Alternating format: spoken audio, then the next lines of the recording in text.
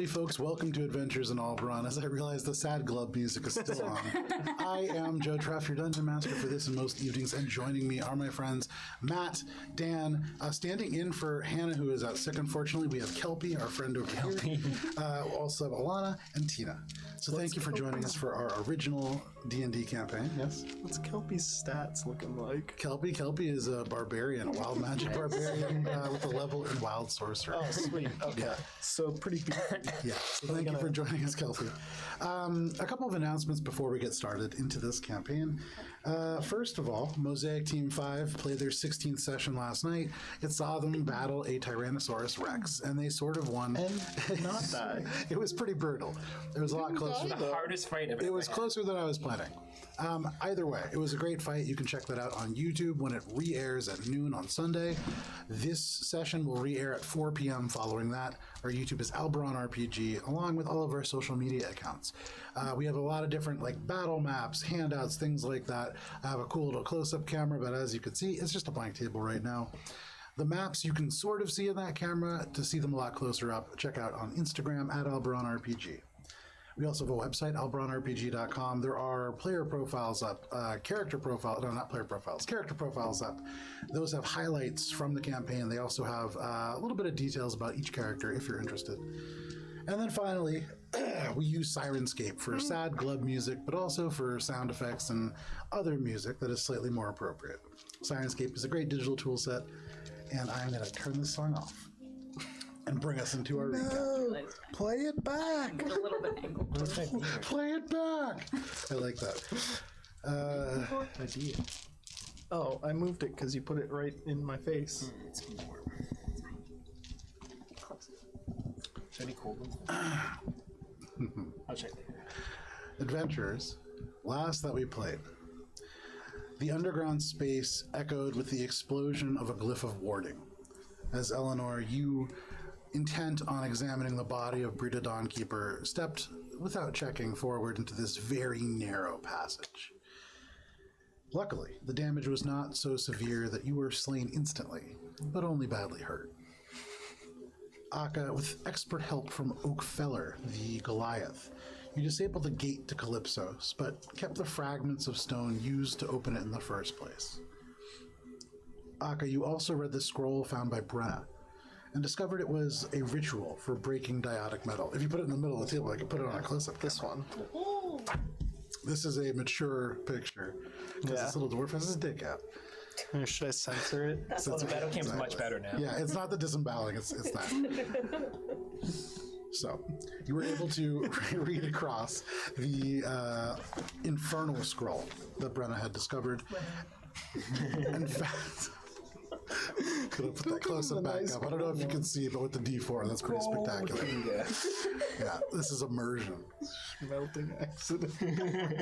After finding this ritual, you left this underground place, following the Goliath's path of destruction back vertically through the sunken stories of Nocturne.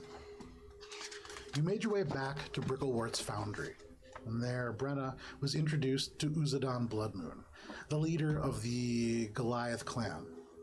And she was volunteered to, voluntold, that's what I was looking for, to battle the leader of the Goliath in the Courtyard of Glory, as the rest of the Goliath who had rallied together to potentially take down Brita Dawnkeeper no longer had a fight.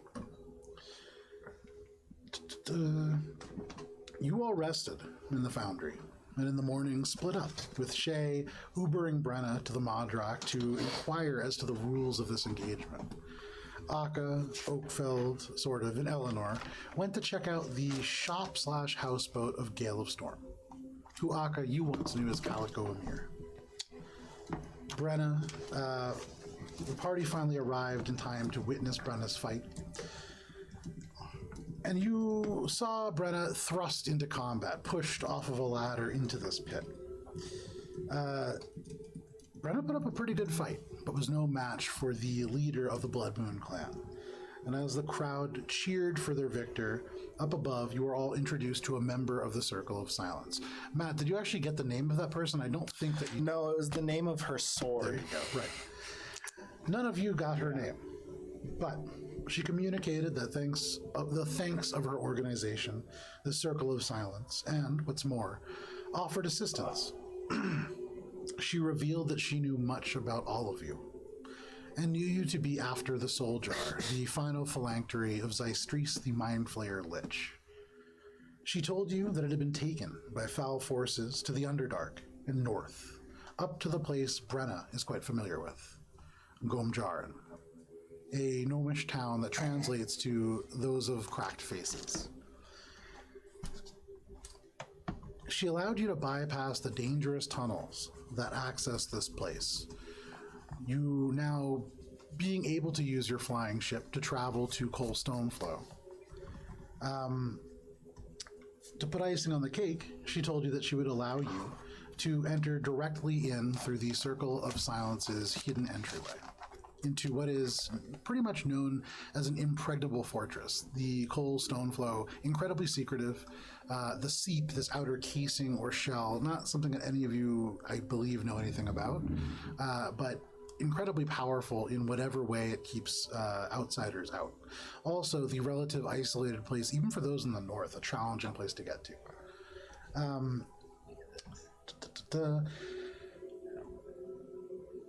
She volunteered somebody to help guide you, provided that you landed your ship on the Aarakocran Roost that exists on top of the mountain. In order to have her contact meet you, she asked you all for a name by which your group identified by, and you chose the Fate Changers. So, Fate Changers, as your feet find the steel floors of Nocturne's third level, you approach the same gate you entered, and that is where we begin tonight. Carbon cord harsh? Say again? Carbon cord harsh? Nope, that's not it. I thought it was like star or something. I'm pretty sure You're she talking about never the offered name it. of the sword. You're not talking about No, her. that's Nish Cosmos. Yes. I'm talking about carbon cord harsh. Why did I write that? Great question. How do you spell it? Carbin cord harsh. Oh, it wasn't that with the contact. 'Cause I Yeah, remember- that was that the that's the guy contact who's- that you guys are going to go meet. Yes. Yeah. Okay, cool. Oh wow. I'm gonna write contact That's not. that we Well, need I have to meet. go back and get you the Instead actual of- name. That I wrote spelling down the name. bewildered to me. Yeah. Give me one moment here. Okay. Yeah, it's bewildering me too. I was like, what the fuck is carbon cord harsh? I'm pretty sure she never offered her name and none of us asked. Yeah, no, because I was too focused on the sword. I thought it was And like the fact star that, or like, something. the Circle of Silence didn't want to murder our faces. Oh, that's what it was. Yes. And Eleanor's just like, listen, we've had enough. I'm not gonna start poking things. She doesn't offer her name. Don't need to know. It's fine. Circle of Silence. Yeah, It's she's just fine. like- Member of Circle of Silence who's pretty intimidating, but also helpful. Has a dope sword. Yeah. Has a mythical sword. It's not about whether you want. You have contacts in the mob now. It was more like they made themselves contacts to us. We are your contacts now. All of I've you already taken your phone. and stand put my in the number midst of this almost street within the walled city of Nocturne, and ahead of you, by about 100 feet, there is the yawning open gates that lead to the exterior road that, deviating a little bit to the north, or sorry, to the south from the road proper, you will eventually reach your hidden cove where your contact, whose name you did not get, let you know that this boat had been under guard. They had kept an eye on your ship, very familiar with where it was. So you can feel pretty confident that it's still there. At this moment, you can see out through the door, it is just past noon. There are elements of clouds beginning to cross the sky, but largely blue. It is about 70 degrees. Very pleasant, not too humid. And Oakfeld, very easy for you. Looking up, you can see the sun. Yes. You gonna do your sun salutations? Yes. I'm glad you got that reference. So what are you all doing? Heading towards the ship. Alrighty. Yeah, Yeah. this is very meta. Got it, Shame John. to not think of this, but should we get someone to, like, guard the ship? Pay somebody to stay with it? while we're off and While we're off Off and doing what we're about. doing. So it doesn't get, taken. Well, we need to go to Kol Taram, right? That's our next stop. yes, perhaps One thing that I actually didn't read in the recap, Cold- but I'm realizing because I remember I wrote it, but I did not Cold read it anywhere. Stoneflow. You guys are headed to Cold Stoneflow. Originally, you had heard that the sword, the forge key, that Yes. you know to be in Kol Taram, Oh, yes. was something that was going to be removed. You contacted Mr. Gift by Sending Stone. Yes. And he had said that he would get back to you. He's looking into the Dungannon Antiquities Collective agent who was dispatched to retrieve it. They are not returned yet. Yes. So we're heading in the direction of Coal Stoneflow, but that brings us like across. right. Yeah. So- like, pretty much right over Kol Taram. Right. So when we hear back, cell we phone can camera here. easily divert. So you guys currently are in throw it Nocturne. up there Right after here. too. Nocturne, where they have told you to meet them is Coal Stoneflow, all the way up here. Yeah. Kol Taram is just across the way over here. Yeah. So we're going in the same direction. Same general Slight direction. degree change. Now, as a reminder, the Valley of Tranquility and most of Sarentil proper are not going to be happy They're not seeing a happy flying with our, ship. Yeah. So, worth noting as you plan out your journey. But for what it's worth, you do have this to consult, and you can you can go wherever. I also let's do have the throw world that- map in the Let's other. throw this here on the sky. Da-da. Give you guys a quick close up, and then I'll go to our combat camera. There we go. Look at Was that. it like Yeah. To see this in a little bit better detail, you can go to Instagram, nice here. Alberon RPG. There we go.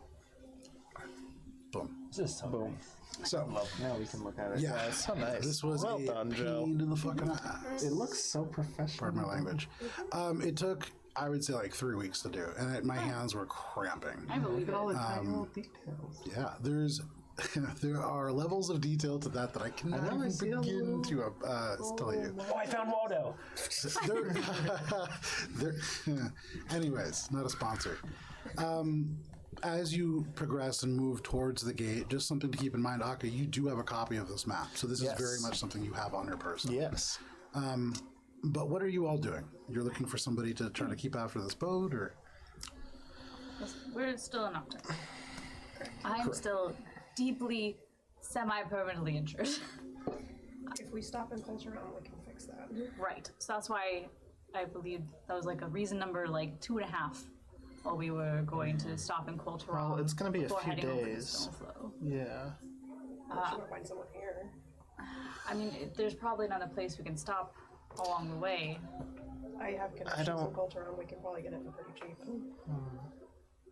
Perhaps a strong drink of some of my leaves mixed with hot water could alleviate your pain. I'll try anything once. I would appreciate that, Phil. Thank you. I'm like tea bags. It's loose leaf. I guess Even technically. worse. You just reach into your pockets and pull out some loose leaf tea, fire it on the ground. But at this moment, you are a Nocturne. You have not left. You have the whole city right behind you. You can go anywhere you want to go. I think I already asked, but I wouldn't know anyone who could do any sort of You did remedying. ask about somebody who might be able to help Eleanor within the city of Nocturne proper. Not to your knowledge with the role that you got. Right. Yeah. Okay. Not to mention, Nocturne's still pretty up in the air with everything that just happened. Right. Yeah. Interesting. We're As you look around, about 1 p.m., and there was this massive commotion that you all caused several hours ago, you take a moment and you really feel the city as it moves around you. You see people moving, you see like a family walk by, a little kid who you'd imagine wouldn't be out if the city was in like a state of lockdown. You see animals. And for you, Akka, who is from this city, though you didn't spend a ton of time here, nothing really has changed. And as massive as the city is, really vertically oriented and as crowded as it is, A, it might take a little bit of time for this to kind of disseminate, but B, even with such a huge event, life goes on. And there isn't this huge uproar that you might imagine, for what it's worth. okay. There's a party in the Modrock right now, but aside from that, yeah, things pretty calm here. I also don't feel terribly comfortable hanging out. We should leave. looking at the map as I pull it out. Sure. On our way, is there somewhere from Nocturne up before Koltaram that I would know of that would have some sort of remedying magics for Eleanor's current predicament? Are you asking this to like the party? Or are you posing this question to I'm anybody? thinking about it. Okay. Didn't we fly over a semi-large town coming in? They were very anti-magic, and we were trying to. Yeah. Probably not the capital. No, I mean like along the coast. Oh. Well, we went past Port Quinn. Port Quinn is pretty But established. Port Quinn is They- They're also established, but yeah, also still Sarantillian. You do in these. So I will say, looking at the area, Shay, if you're looking at this map Gulliver's Bay? Sure. I mean, if I was looking at Aka, you're holding this map out, kind of examining it. Yeah, I'm just kind of like looking at it as we are standing in the Modrock, A couple things trying come to to mind. figure out like where we should head. Aka hasn't really been to Portquin, but you have. And the last time that you were there, I think I know where this is going. you know that there was a temple to Helm that decommissioned after a number of things kind of took place within that building. That was the primary healer there. You don't really remember anybody who might be able to help in that place, but then you start to think a long time ago. For some reason, the last time you were in Port Quinn, you all decided, you know what, we're going to fuck off to the east and just head across the ocean. The first place that you stopped was Biss, a tiny island known for raising pigs. You took part in a political coup, but also you met a druid Or an assassination. named Ortude, a druid of the sands. And he was somebody who was capable of a large amount of healing. You remember creating in the midst of this massive desert a sort of paradise. Beautiful plants, all kinds of things, really healing the land. And he said he had felt called from Alora to reach that place. That's somebody that definitely comes to mind. You remember in the town of... possibility that's very much out of our way. you know, it's a solid... You're in a flying ship, so you remember the only reason it took so long to skidoo. get to Biss. Biss is... Boop. Biss Actually, is like you don't 3 necessarily have hours to go by to sea. Koltaram. You guys had to go around the Kraken's Go Pass, and bing, that's what boop, added in a solid or 2 days. Bing, boop. You guys can fly over that now. It's not... It's maybe an extra day out of the way. Plus, Definitely that out of the keeps way. us from going across the capital.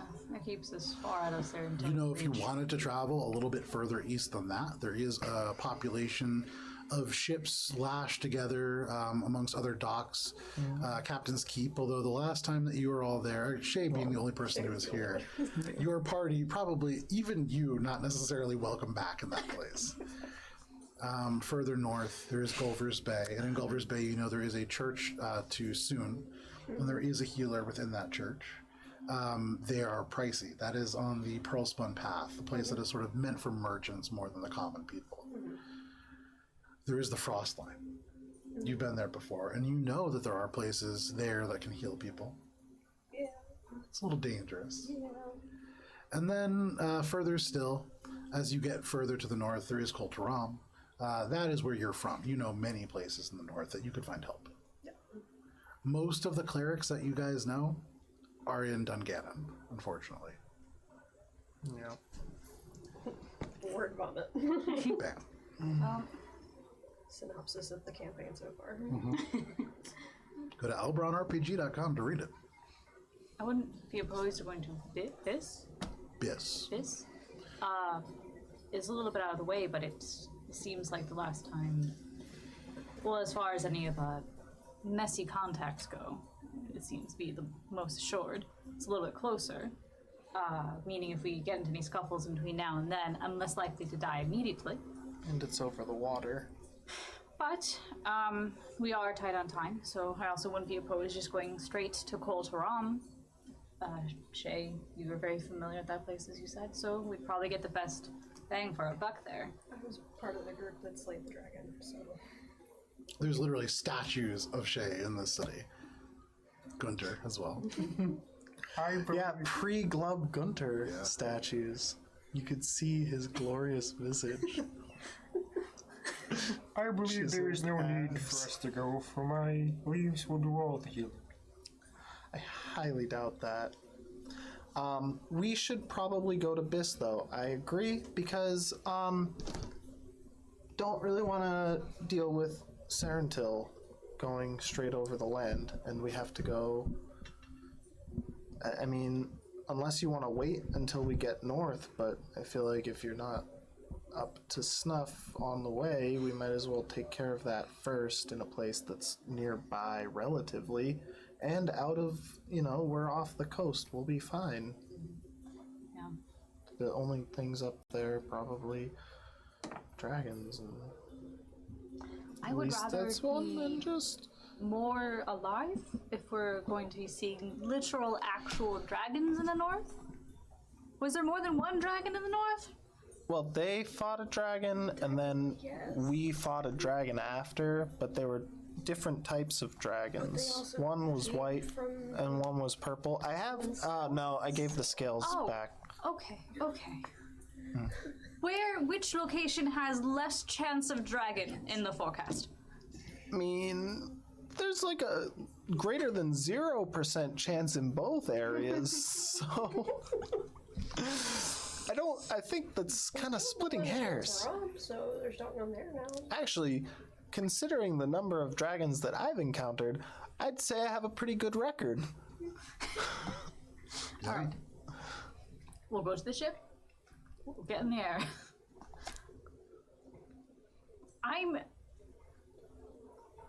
We'll go to either location, whichever you all think is best. I will direct you to Ortude if you wish. What are these I dragons? you am speak worried of? I'm going to get thrown off the ship. They're giant lizards that will kill you. Sharp, pointy teeth, usually bad temperaments. Yeah, I think about a 60-foot fall would almost guaranteed kill you. Yeah. So, I've only ever heard of tales of dragons. So the fact that these two have seen more than one is quite shocking. But yes, very large, scaly, can Think fly. dragonborn, but bigger Yes. And and angrier. all the Oakville, make a dragons. nature check. A 3 plus. In your mind, you think about the closest thing that you've seen to a dragon. 8. In the Feywild, where you are from, there are pseudo-dragons. They're these tiny little creatures that can sit on people's shoulders. They're like pretty cute, but yeah, they're scaly, and you could see how somebody not familiar with them as an animal might be afraid of them. Bigger. But they're so friendly. These aren't.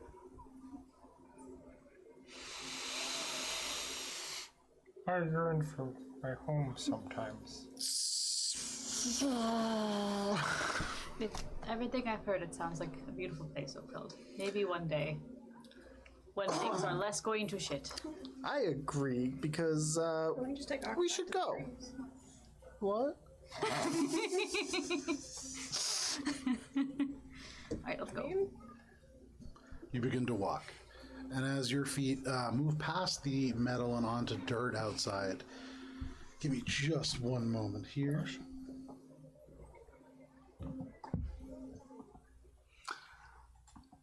Are we rolling for initiative? Roll for initiative right now, yeah.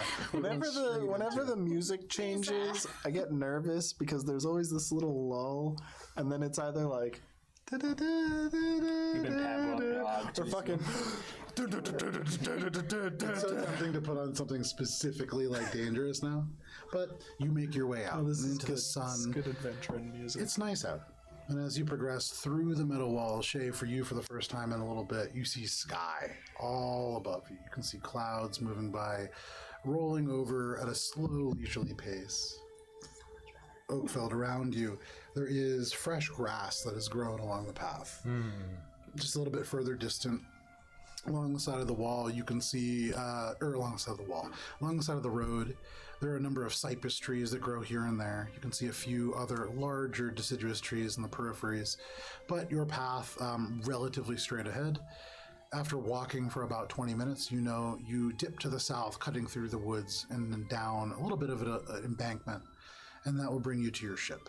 which is a little bit beached and covered with branches. Over the course of your walk, is there anything that you're doing? Relatively low traffic today. I have a meta question. Because I realized I forgot to ask. Sure.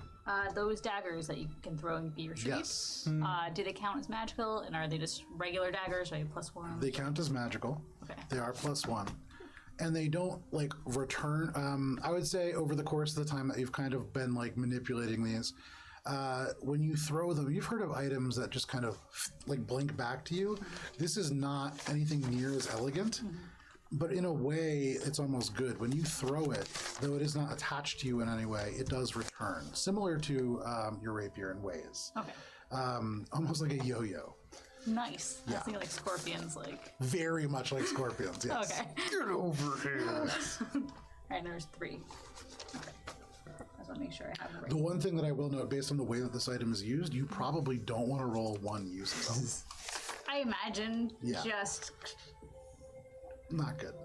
As we're walking, I'm probably going to just transform some bamboo Okay. in a certain way. And as I'm doing it, I'm thinking in my mind a lot about like infinity and like endless possibilities and just how this world is so different from mine and just how it's kind of exciting in a way. Okay. And I'm just gonna kind of bend these things together around. Okay. So as you all walk through the woods, Oakfeld begins to make a balloon animal out of bamboo. Just kind of, it's a duck. Whatever it is, you can see just like loops beginning to form and some kind of a vague shape. Definitely loops. But I think I get the gist. But you walk. About 20 minutes passes and you reach an element of woods that is very familiar to you. And cutting through, some of you having to hold onto the trees to slide down the steep slope, shape for you easily, just kind of walking down. Yeah. Oh no. I'm good. At the very bottom, you come to your ship. The winds of change, no branches or stones upon it, brushed very well clean. Seems to have almost been looked after, almost in better shape than you had all left it. No one here noticeably because I'm looking around for this guide who's supposed to come with us. Cool. You put down your gigantic chest that you've been lugging around. You kind of Captain Morgan a foot on it, and you look. Make a perception check.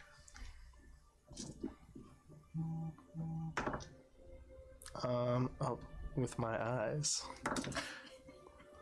That's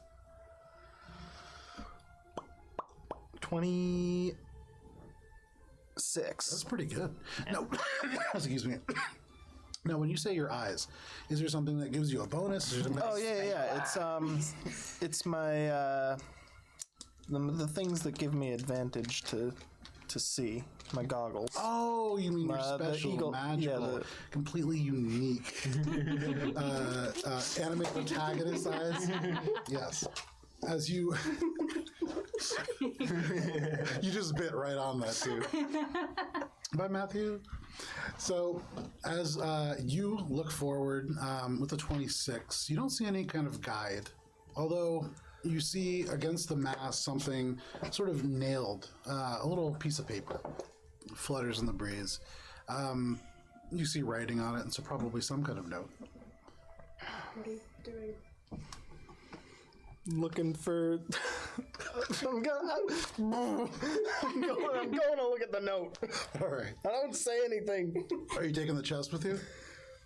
What is in this chest right now? You haven't looked at it yet, so you've just been carrying around a chest. Was that a chest of holding? Yes. Yes. Okay. Oh yes, the cooler. I'm gonna put it in the below deck area. Okay, it's in the box right there, so you can kind of put it on the ship if you want. Nice. We got the fridge, mini fridge. Well, I guess that together. I'm gonna look around the ship specifically for just in case bugs, traps, new glyphs, anything like that. Make an investigation check. Akka, for you, as you approach onto the mast, you can see with a very simple iron nail, there is a note in common. Give me 1 second. It's below deck. I'll put it in the corner for now. Oh, that's the wrong session. My fault. The note simply says in common, meet me at the Eastern Roost. And there is, at first, what looks like this vaguely humanoid picture. Like a stick figure almost, although lumpy in ways. Almost looks like a stick figure made of stone. Hard to tell what that means, but that is what the note says. What did you roll for an investigation check? 15. 15. With a 15, you scour the ship in what is a very good investigation check for Eleanor. But you are distracted. It is very different.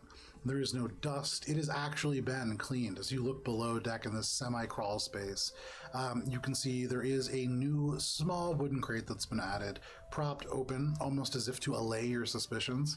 There are rations within. You kind of poke around the bottom in this crawl space that you have to duck into, and you don't find anything off. You don't find any traps, no tracking things, no magical ruins.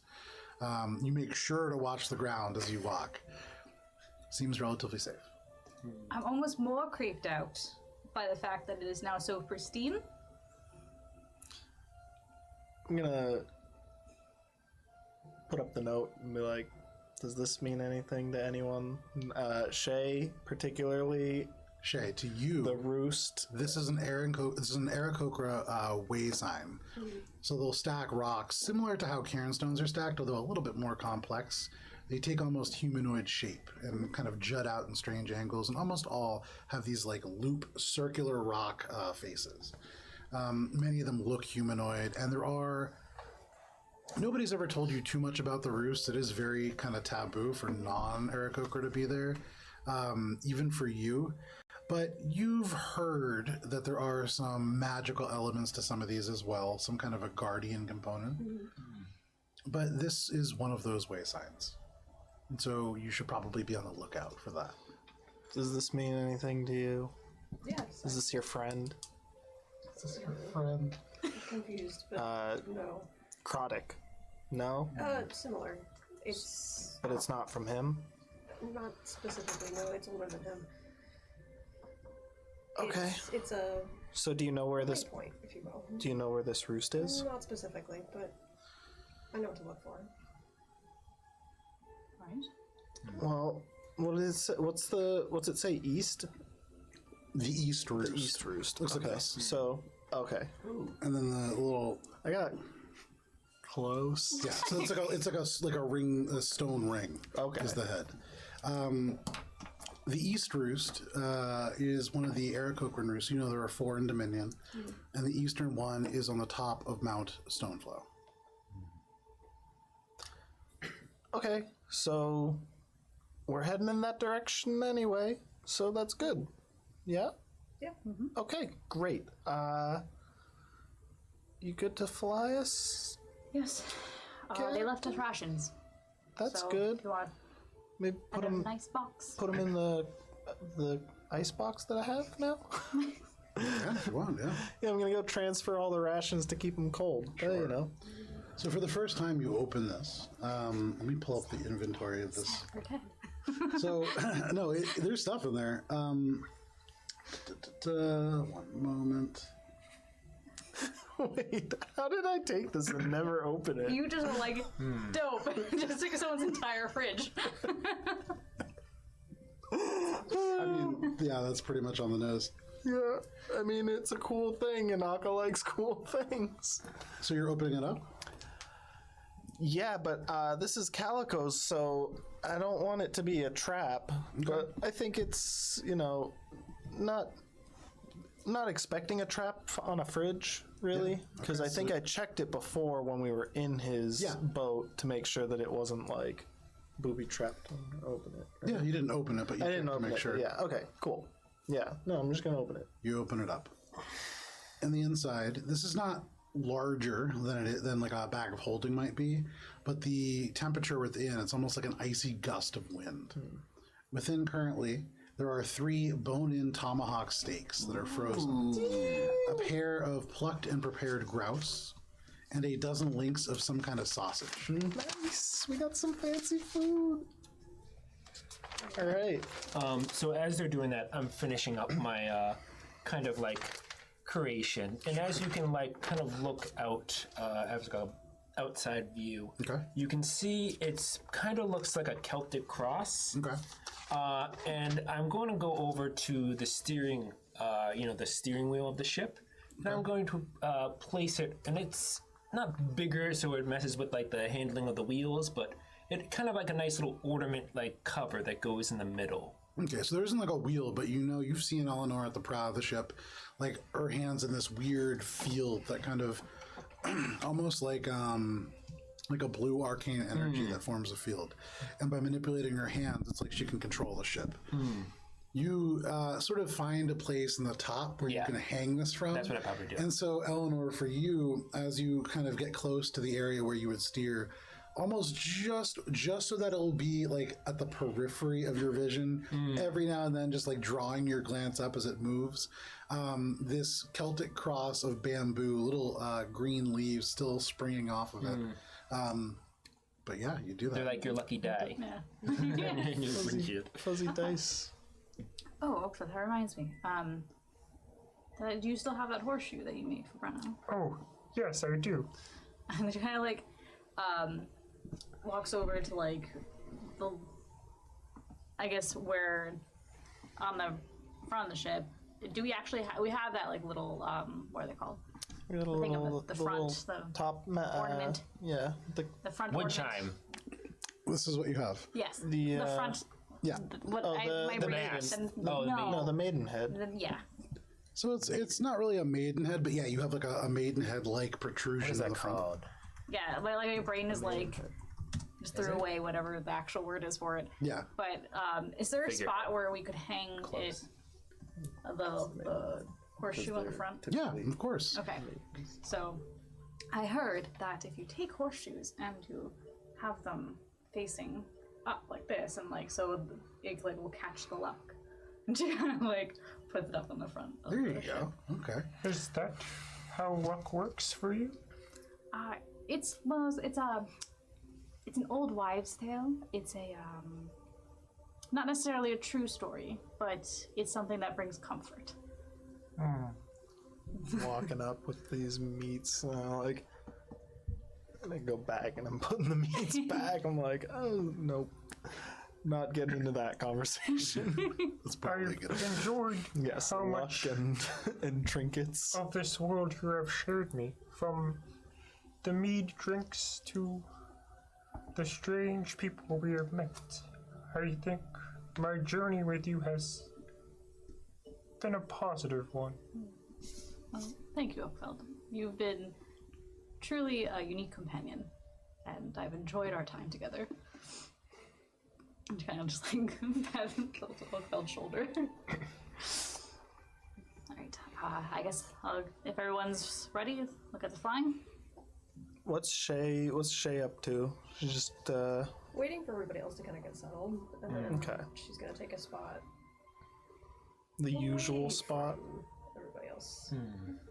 Okay. So, everybody aboard. Eleanor, you take the ship and begin to ascend. Give me one moment here.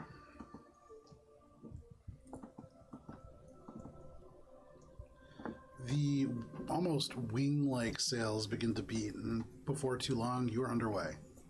The giant magic that keeps this aloft for the most part, sort of humming, and as you move, for the first time now, outside of these walls, outside of being underground, it is again kind of freeing to be in the air, especially for you, Shay. You begin to make your way, sort of to the north, vaguely, but what is your actual heading?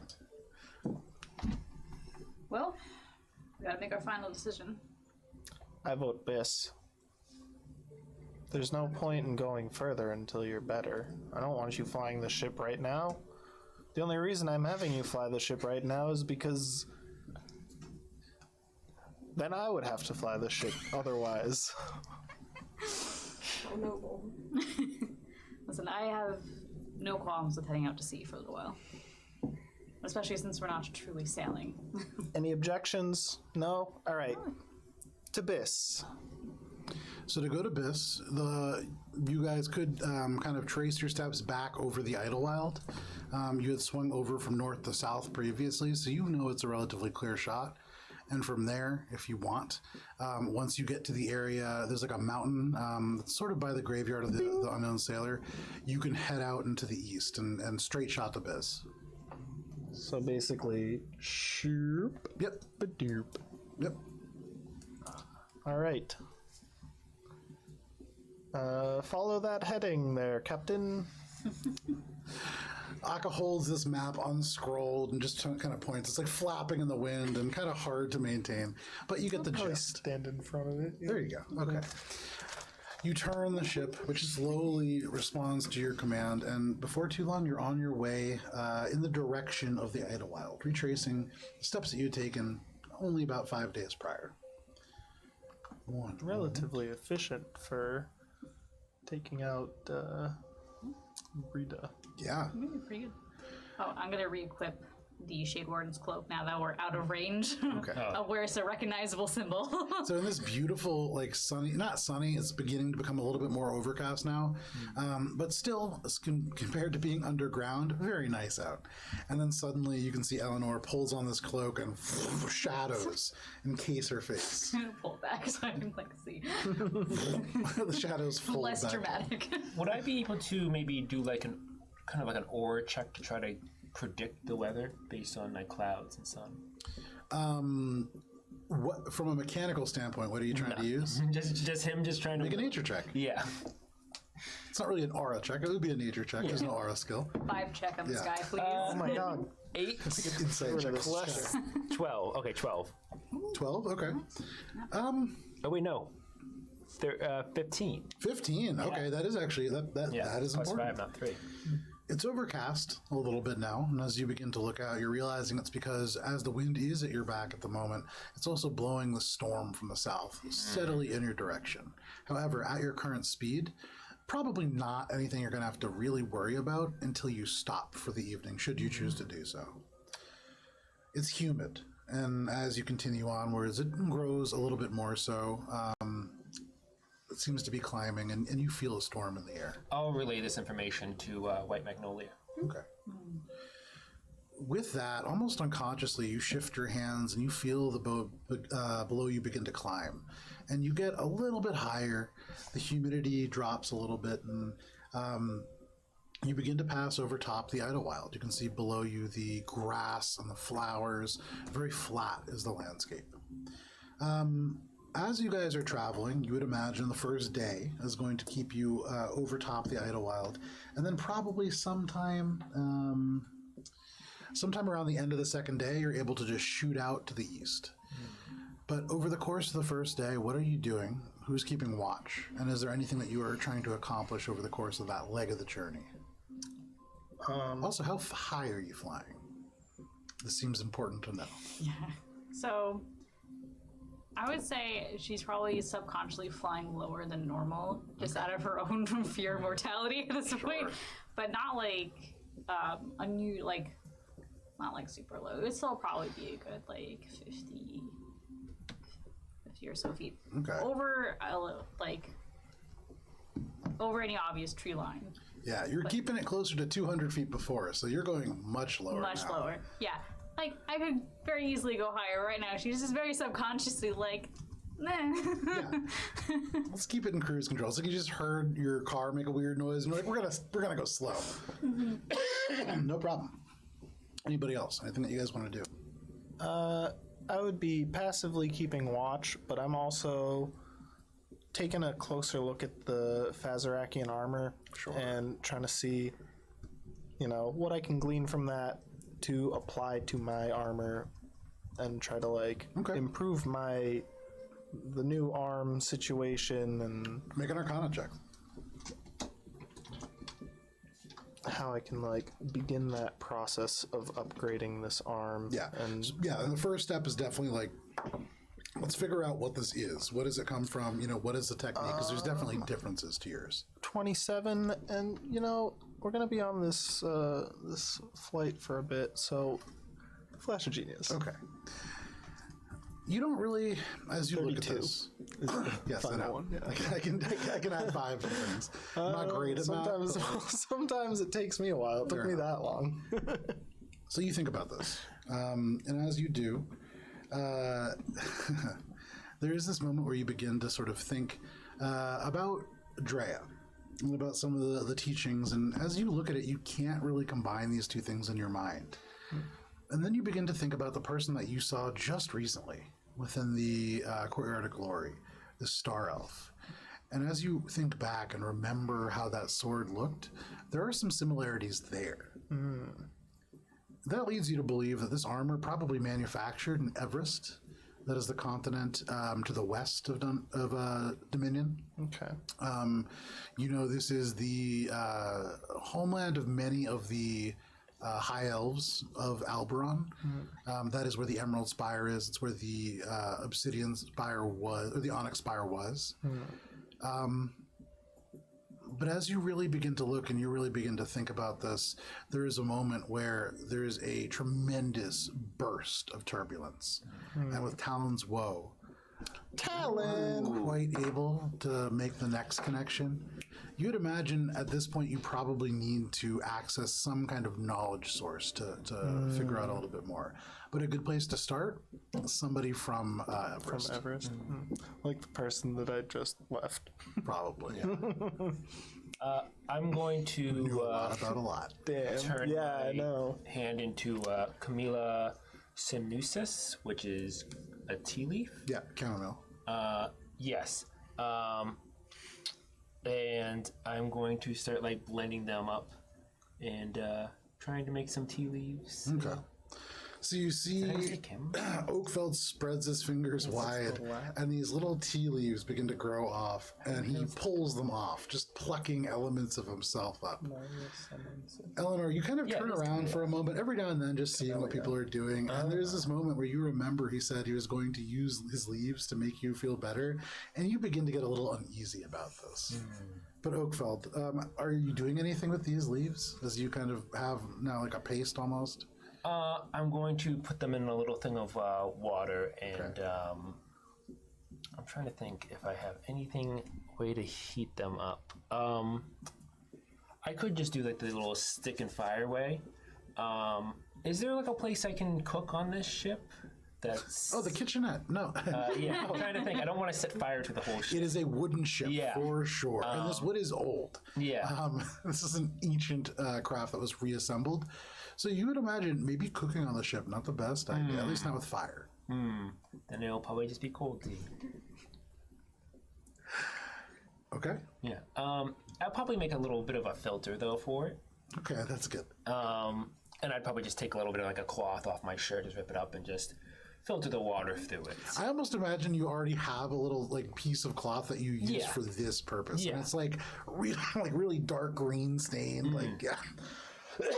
Excuse me. So, yeah, no problem. You do that. You create not the worst cup of tea in the world, but it's not good. It's Oakfeld tea. But is there anything aside from that you're doing with it?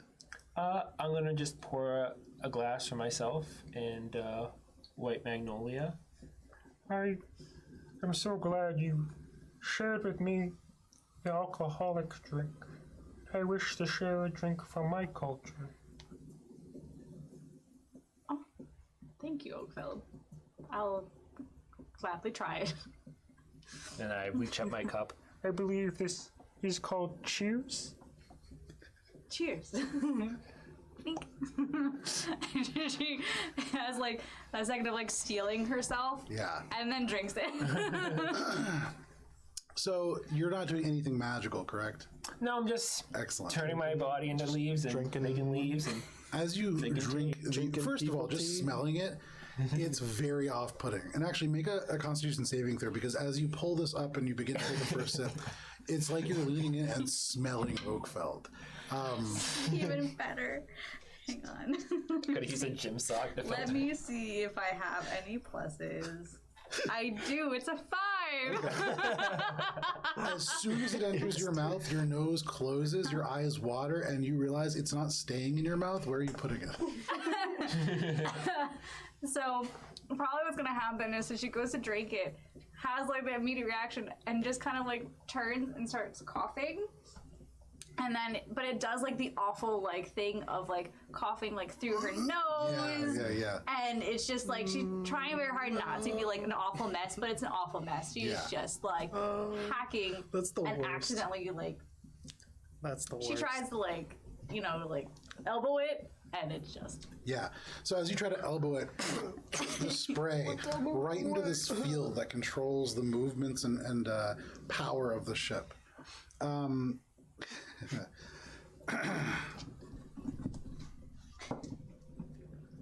For all of you, there's this moment where it begins to shudder like a massive turbulence. And as you see these little droplets, they catch and they seem to almost shake in the air, holding and slowly falling. It's like strobe light rain.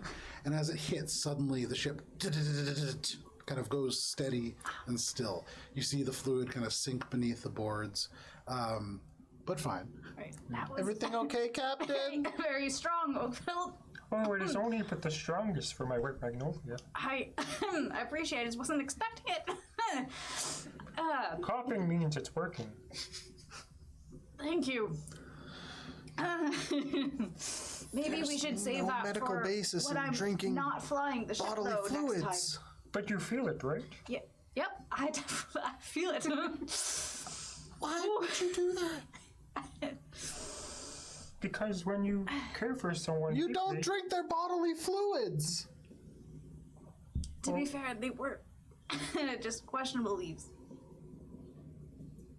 Where I This come whole from, guy is a questionable leaf. sharing part of who you are is what you do with those you love.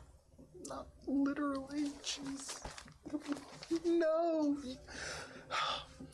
Yes, but not in that way. Just you don't feed people parts of you. That's weird. Shay, at the front of the boat, you hear all of this go on, but you kind of towards the back by yourself. Is there anything that you're doing? I'm like more comedy of I'm more errors. disappointed in you. This I expect. We watch and meditating, kind of rotating between the two. Sure. Doing my best to ignore the fact that they're all doing whatever they're doing. It's hard, but luckily you're a high-level monk. Go ahead and make a perception check. Listen, Eleanor's just having a very weird time in her life, so she's kind of rolling with it. Yeah. I believe that's a 30. So, Just got it. with all of your companions, arguing isn't really the right word. Off the distraction. As everybody educates Oakfeld almost like a toddler, on very basic ways to socially interact. You do your best to screen that out, but it's challenging. You progress over the Idelwyld, and it does get a little bit more overcast. You can feel the storm coming in. Still not quite at your tail, but definitely catching up. 2 hours go by, 3 hours go by, and now below you, all you see is an ocean of grass. There are flowers everywhere. You see pinks and yellows and whites. This is a beautiful, beautiful place. You didn't see any when you passed the last time, but you know that the hunt is currently happening.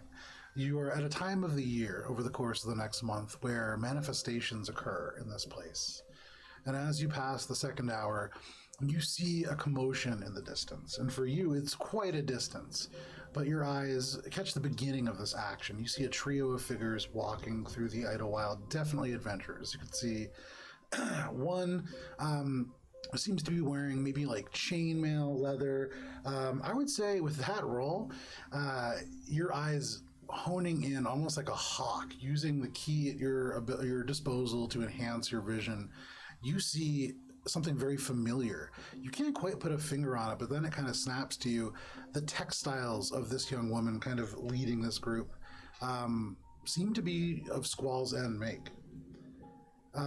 Although the rest of her armor is certainly exotic. Looks to be from Far Shore. You've been there. You've seen it before. The other individual next to them on the right, you can see a half-orc probably. They're wearing a cloak. You see a little circlet.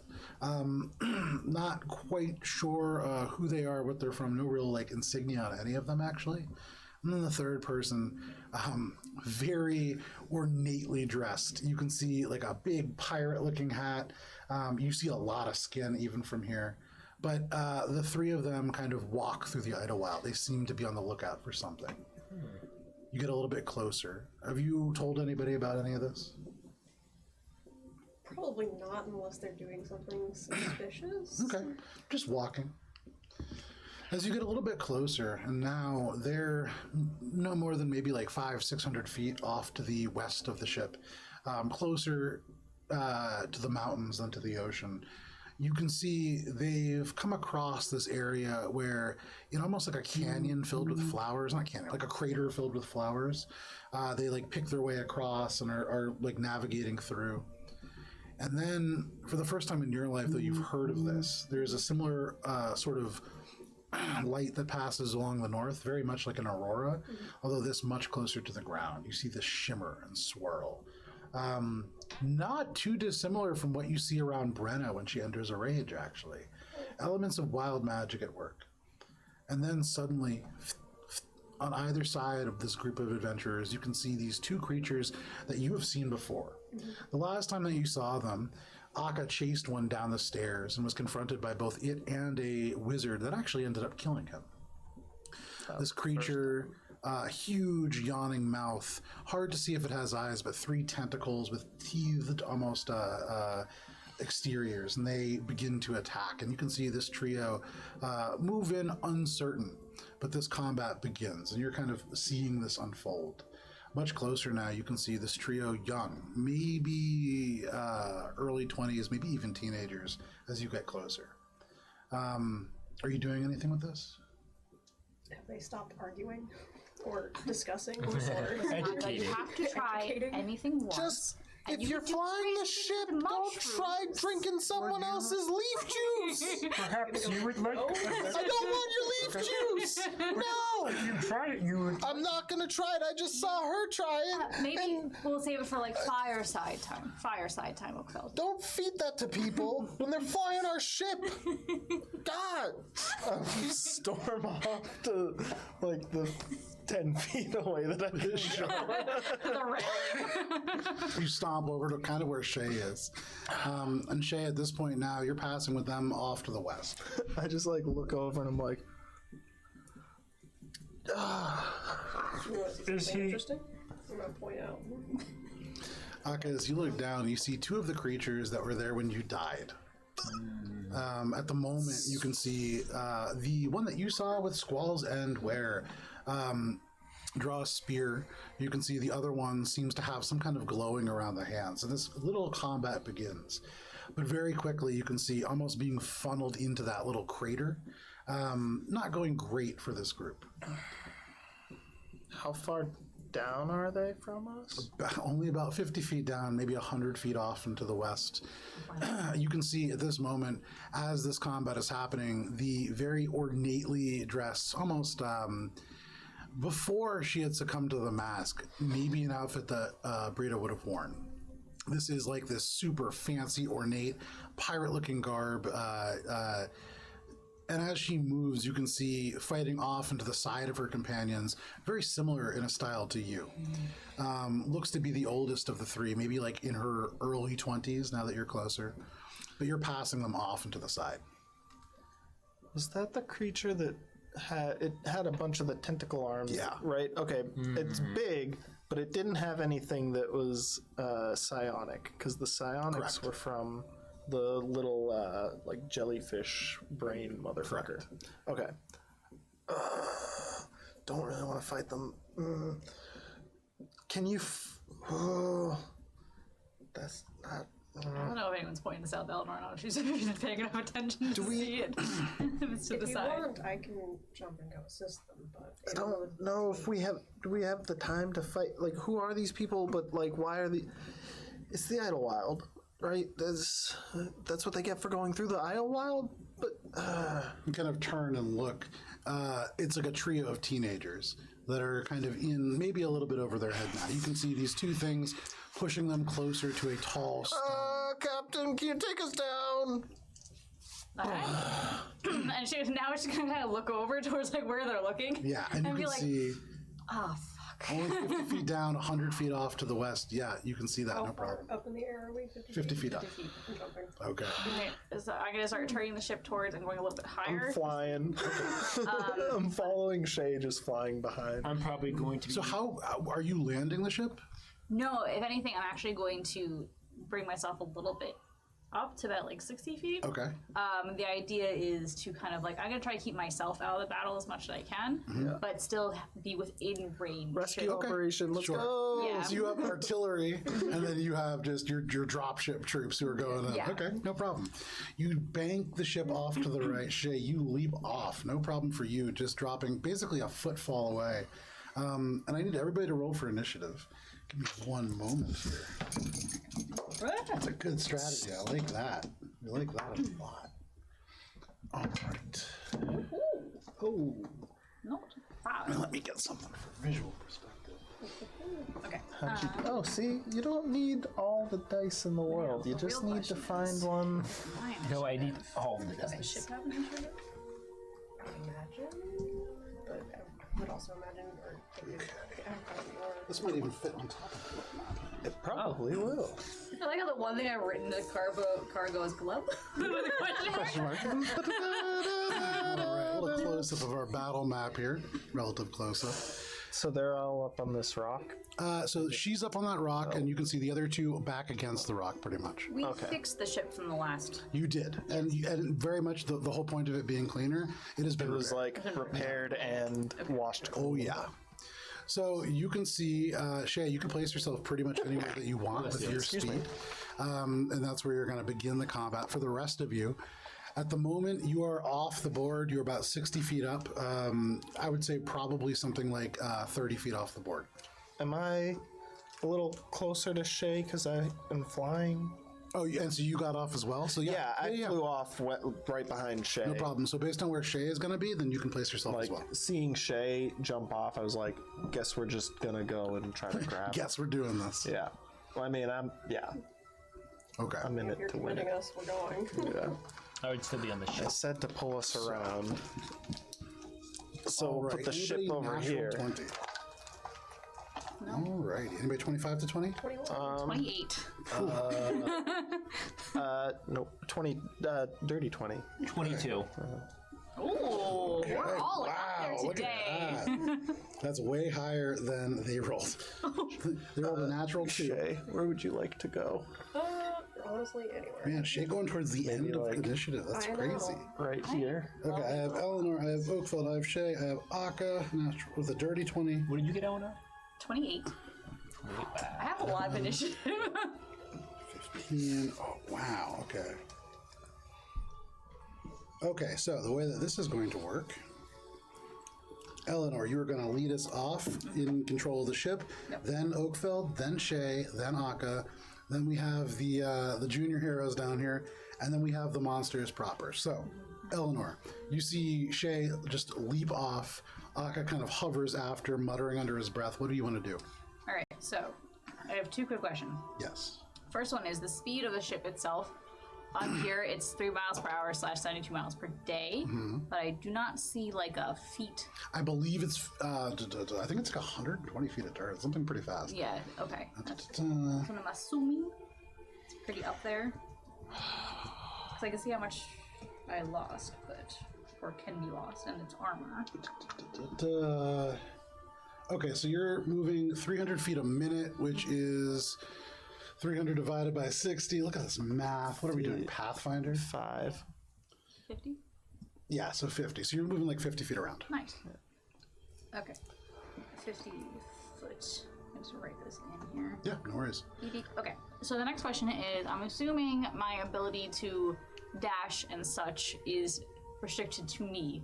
So if I took a full turn of movement, it's the normal like 50 and then 50 again, so 100 feet versus like the triple, because it's that is me dashing, not the ship. Correct. Right. Yes, you can't dash the ship. I can't dash. I can't be like Turbo. Yeah, and no, like engage there's no nitrous. afterburner, Okay. unfortunately. Yeah. All right, cool. All I right. want to So make sure. So basically, what I'm going to do is I'm going to take the ship's full movement and get us in closer. okay. I am also going to use some during that time to like lift us up a little bit, so we're 60 feet instead of 50 feet. Okay. And then I guess I would kind of bank around to try to get on this side to Okay. give them a better chance of Like flanking. around. Okay. So you're like swerving around. This is like a little Tokyo drift maneuver. Are we like close to them as we bank, 60 or- feet up.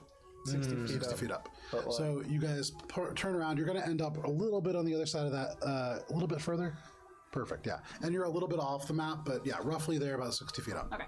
And then I'm going to call down to the adventurers. Hail! Looks like you need a little bit of help. You can turn, you see they all look up, and the one who seems to be a half orc with this kind of cloak up on top of the stone lifts a hand and just says, "It would be appreciated." She gestures and points at the one right over. You can see the one who is in a miniature form, kind of blue predominantly. You can see that's a representative miniature. She's wearing like a big ornate black pirate hat, big frilly kind of blouse, although deep cut V, super crazy like spice style boots, like thigh high heels almost, using a rapier. And then you can see the person a little bit closer. In some ways, in terms of how they physically look, paler skin tone, kind of brown hair, similar in ways to Shay. But you can see the three of them kind of pushed up against this, certainly thankful for your help. Okay, so, and then the last thing I'm going to do is that's movement, action, and then I will engage the rapier. Okay. I will not command it to do anything, but it's Fantastic. active and ready. No problem. So, right up by your shoulder, I'm just saying. the rapier is ready, and everybody dies. No! So, Oakfeld, what would you like to do? You on the ship, you begin to swoop around, kind of taking a big panoramic arc of this battlefield. I'm going to do what I normally do to get down, where I kind of just hang on the ledge and just grow my legs. Okay, so you see Oakfeld grabs onto the ledge and grows his legs. You're 60 feet up in the air. I'm going to use my ability to turn into an even huger tree, Okay. the one a day thing. So 32 feet. Big boy tree. You Yeah. grow and stretch longer and longer, your body becoming almost impossibly large, and still you dangle about 30 feet off the ground, closer to 20 feet off the ground. Yeah, they take it. Yeah, I'll just drop. Okay. Yeah. You let go. For all of you, there is this like as Oakville lands a massive tree. Tree man coming in. How tall? You actually become 32 feet tall, right? You're like a full-on tree. The largest I can become. I wrote this down at one point. I love the idea we're just like dropping off a tree. Well, the best part is that he's human when he starts, but by the time he reaches, he's a tree. All right, here's tree felt. Yeah, there he is. Oh my god. Alrighty. There he is. So Damn. Oakville drops off, but the person that lands is That to completely scale with different. these? Lands, Damn. you can see. I believe so. I believe he can become a 32-foot tall Yeah. tree. So he towers over these creatures. You can see they don't seem to have really capacity for vision, but they definitely sense this massive creature. The flowers like away as you create a shockwave on the ground. Essentially, what are you doing? You're also going to take damage, actually. Yeah, I'm going to take Second it. here. Worth it. I mean, it's not bad. Totally worth it. You were taking 8 points of bludgeoning damage, and as it is non-magical, I believe you are resistant to that. Worth it. Worth it. So 4 damage. Worth it. you land, and as you straighten up, splinter. it's almost like this Jack Skellington-looking thing with your like legs bent so much. The trunk itself splits a little bit to accommodate the pressure of you landing, but then you grow back together, standing up straight. Yeah. You can see one of the adventurers, this one that looks vaguely like Shay, trying to keep a straight face, terrified of you. That's awful. You just saw these two like demonic entities appear out of nowhere as part of the Idelwyld, and then another thing just appeared. So from their perspective, this is awful. So my regular reach is 10 feet. Yes. Now at this size, what is my reach? My guess is it's probably going to go up to 15. We'll just say, Okay. not especially longer, but I could probably reach this one at least. Oh, absolutely. So I'm just gonna grapple him. Okay, go ahead and make an athletics check. It's got a lot of biteys, though. Oh, 1. There it With is. your modifiers, what is it? They did not roll well. Okay, all right. There's a chance. There's a chance. So you're saying there's a chance? There is a chance. What did you say? Athletics? Yes. +4. Okay, not a good chance. Yeah. You reach down with this massive tree arm, and as you go for it, these teeth begin to bite into your arm.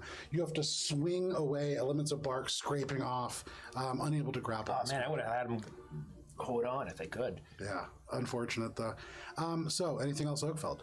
I believe I can take 2 actions on my turn, but I mean, if I grapple, that counts as the 1 action. Yeah. So that's it. Alrighty, that brings us to Shay. Shay, you fly through the air, land on the ground. You can see everything unfolding in front of you. What do you want to do? Bonus action haste. There you go. You channel the key into your body and accelerate unnaturally. The world slows down around you as you speed up. And seeing Oakfeld go for the one, I'm going for the other. Okay. So you dart off into the opposite side. You can see the one confronting this very ornate looking person. And as you do, you can see blonde hair, like ornate makeup and everything. The eyes look almost artificially wide because of how darkly they're painted. But they widen even more. And for a moment, as everything slows down, it's hard to almost register, but you just see the eyes get open wider and wider and a little bit of a smile, and you just hear in like slow motion, Shay? What are you doing? It's getting hit. We have to make 25 tree felling. Okay, 25 hits. or 10. Okay. Just a big ass fucking 29 29 definitely hits. Jeez. or 12. Unreal. And another 29. Yep. or 11. So the last time that you... the last one, he can make a Constitution saving throw. Alright, you will try. Monks. 8. No, stunned. So, this first creature, as it loops forward, you hear "Shay" as this hero seems to recognize you, but without letting that clock too much, you unload on this creature. And you fought these before. You remember it having more resistance to it, but having grown stronger in the absence of it, it's wilting under this assault. You can already see areas where the skin is discoloring and beginning to slough off and blood begins to almost pool underneath. You don't rupture anything, but you can see blisters almost forming immediately. I'm gonna put myself between it and the adventurer that it's targeting. Okay, so you... pushing them back. Okay, no problem. So just tuck Shay in right there next to... Yeah. Trying to get her spear stuck on it. Yeah, no problem. So as you do that, you kind of tuck in, begin to almost put yourself in between this person and everything happening for you in almost slow motion.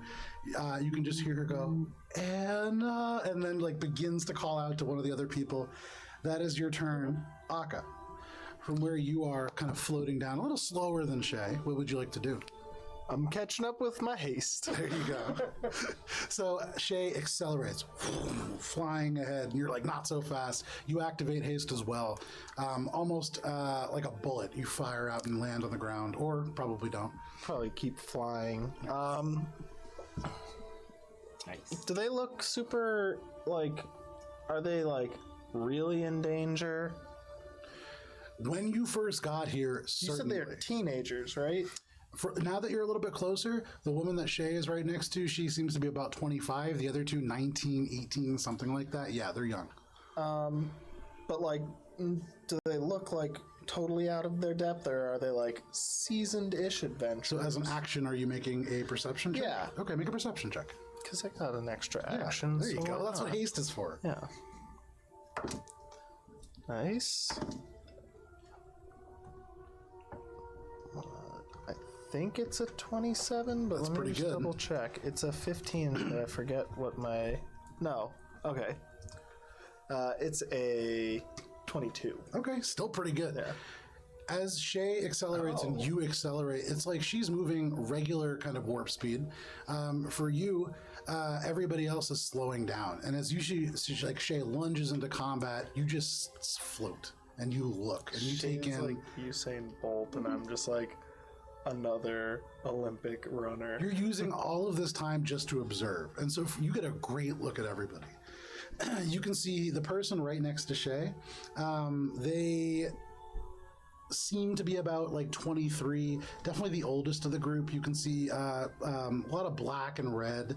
I would say based on the kind of footwear and as she moves, the move's very similar to Eleanor's, almost even more similar to Morwen's. This one or this one? The one that is the mostly blue. one? Yeah. You also see, kind of standing up on the top of this stone, probably about 20 years old, half orc. She's wearing a circlet around her head that does glow slightly.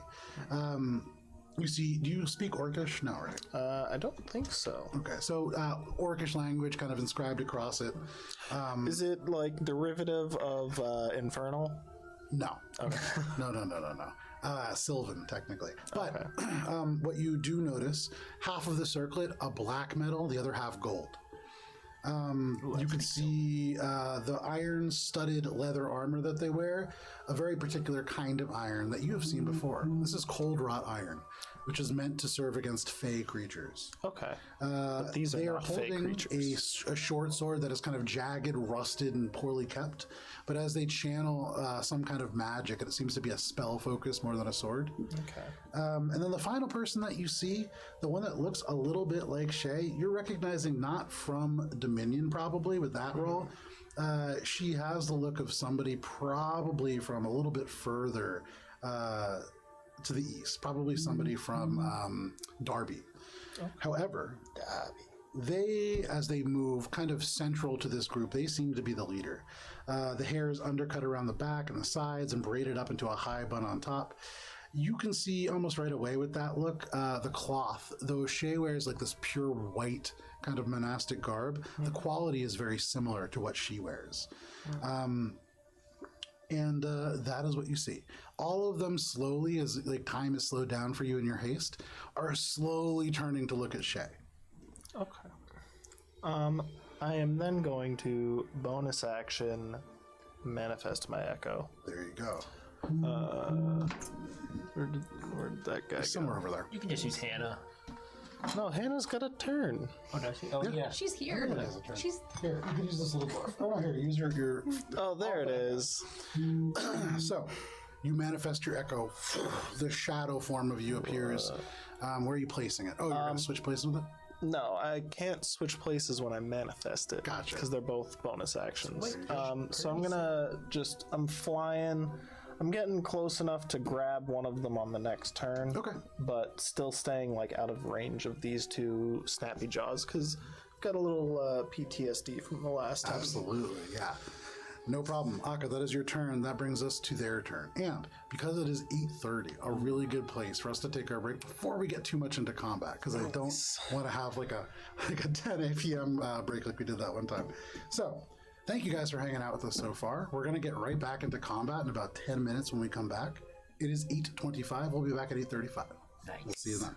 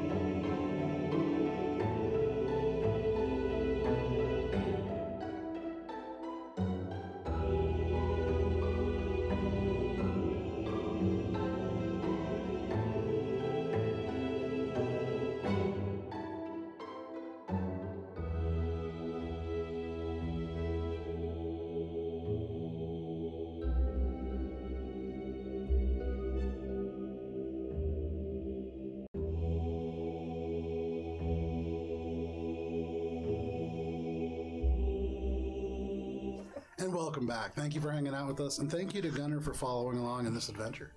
So, right back into initiative. This brings us to the junior hero's turn. All right, so first, the one that is standing closest to you, Shay, turns and finishes in like her speed. It just goes, Shay? And you can see almost like completely stunned that as you unload into this creature, she seems to almost gather her wits. She draws this rapier. She is going to bonus action disengage and then try to circle around behind Shay and behind the monster to the right there. This way? Yep. Boop, boop, boop. And then forward, she's going to try to get behind the other one. Oh, this way. Yeah, perfect. All right, so with that rapier, she is going to take an attack. It's stunned, so it's an advantage. That's great. So that's a sneak attack. I rolled a 4 and a natural 1. Damn. So as she like goes out, you can see her eyes look at you, and instantly with your vision, you can see like nervous, instantly nervous. And so she steps forward, steps around, and you can see she goes, ha! She swings forwards. One of these tentacles knocks a sword out of her hands. Oh my god. Into the grass. She is disarmed. That brings us to the one who is standing on top of this rock-like structure. Seeing the one that is engaging with Shay, she is going to turn around. Yeah. Okay. Nobody's really looking at her, so you're not really seeing what she does, but you can see this sword glow slightly as she casts Eldritch Blast at this creature. Which one is? The one up on the rock hill. That is going to be a hit with an 18. Nice. Nice. All right, so you can see this blast arc out at the undamaged one. And as it hits this kind of eldritch energy, the force around, it draws back slightly, not terribly injured. The final of these trio of heroes is going to turn. You can see Shay, she definitely regards you. In the other person, you saw like a little bit of nervousness. This person, almost kind of hard to read to the point that you've recognized elements of maybe not Xinyi training necessarily, but similar to some of the Squalls and Villagers almost. There's a familiarity there, but she's going to attack the one that she is facing. That is going to be an actual hit. Great work. And she's going to deal 8 points of damage to the one that is now getting piled on. That is the junior hero's turn. That is going to bring us to the bottom of the round, which is these monsters. So,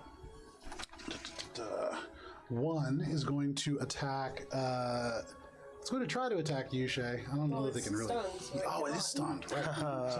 I have these things for a reason. Throw it on one of them's tentacle. Throw that stun on right there. These are 3D. That's terrible. 3D tries, status one for each rings from WildBot 3D. Thank you for those. So that's not going to do anything. They're stunned. The other one, who is kind of pointed at the person to your back, is going to take a multi-attack. That is 3 attacks, which Akka certainly remembers. The first one is going to be with a bite, a hit. The second 2 are tentacles. That is a miss and a natural 20. Wow. Okay, so you see this creature with a massive yawning mouth take a huge bite. She is going to make a Constitution saving throw. That is a failure. And so all at once, that person facing the one, you can see kind of at the bottom of that rock pile. This one? Yeah. As the bite pulls away, there is this lines of thick, poisonous saliva that you can see stretch into the wound itself. And yeah, certainly poisoned. The tentacle is going to deal a critical hit. 8, 12.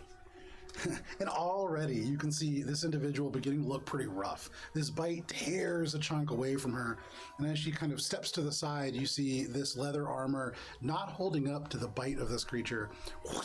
These tentacles begin to strike. Teeth on these tentacles, almost humanoid in nature. You can see like scraping along, pulling up elements of the flesh.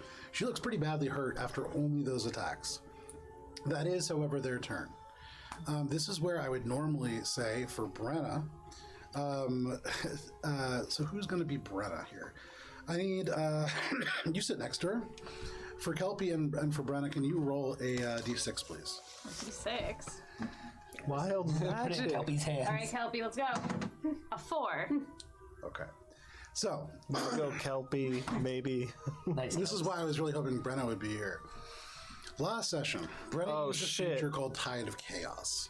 And while normally that allows for a re-rolling on a magic table, in the Idelwyld, in a place where wild magic surges and acts much differently, you see off and to the right these weird, almost aurora-like sparks beginning to glow. When random things happen, I like for you guys to choose because I feel less bad about it. God So damn let me it. go ahead and grab a new mini. Oh. It's always concerning when We there's should like a run. new We should run. addition to. Oh no! So- no, Joe. Oh my goodness. No. We're running. Just to the right of those flowers, Time to run. These flowers? the ones closest to you, yeah, right there. Aw, beans. These sparks kind of appear, and suddenly reality tears. You see elements of the sky, it seems, almost shattering like glass. They melt into the grass, and from within, this huge foot steps out. And as this creature emerges, you see at first what looks almost like a frost giant, but held in its hands, strung from its side, and sprouting from the neck. You see multiple heads.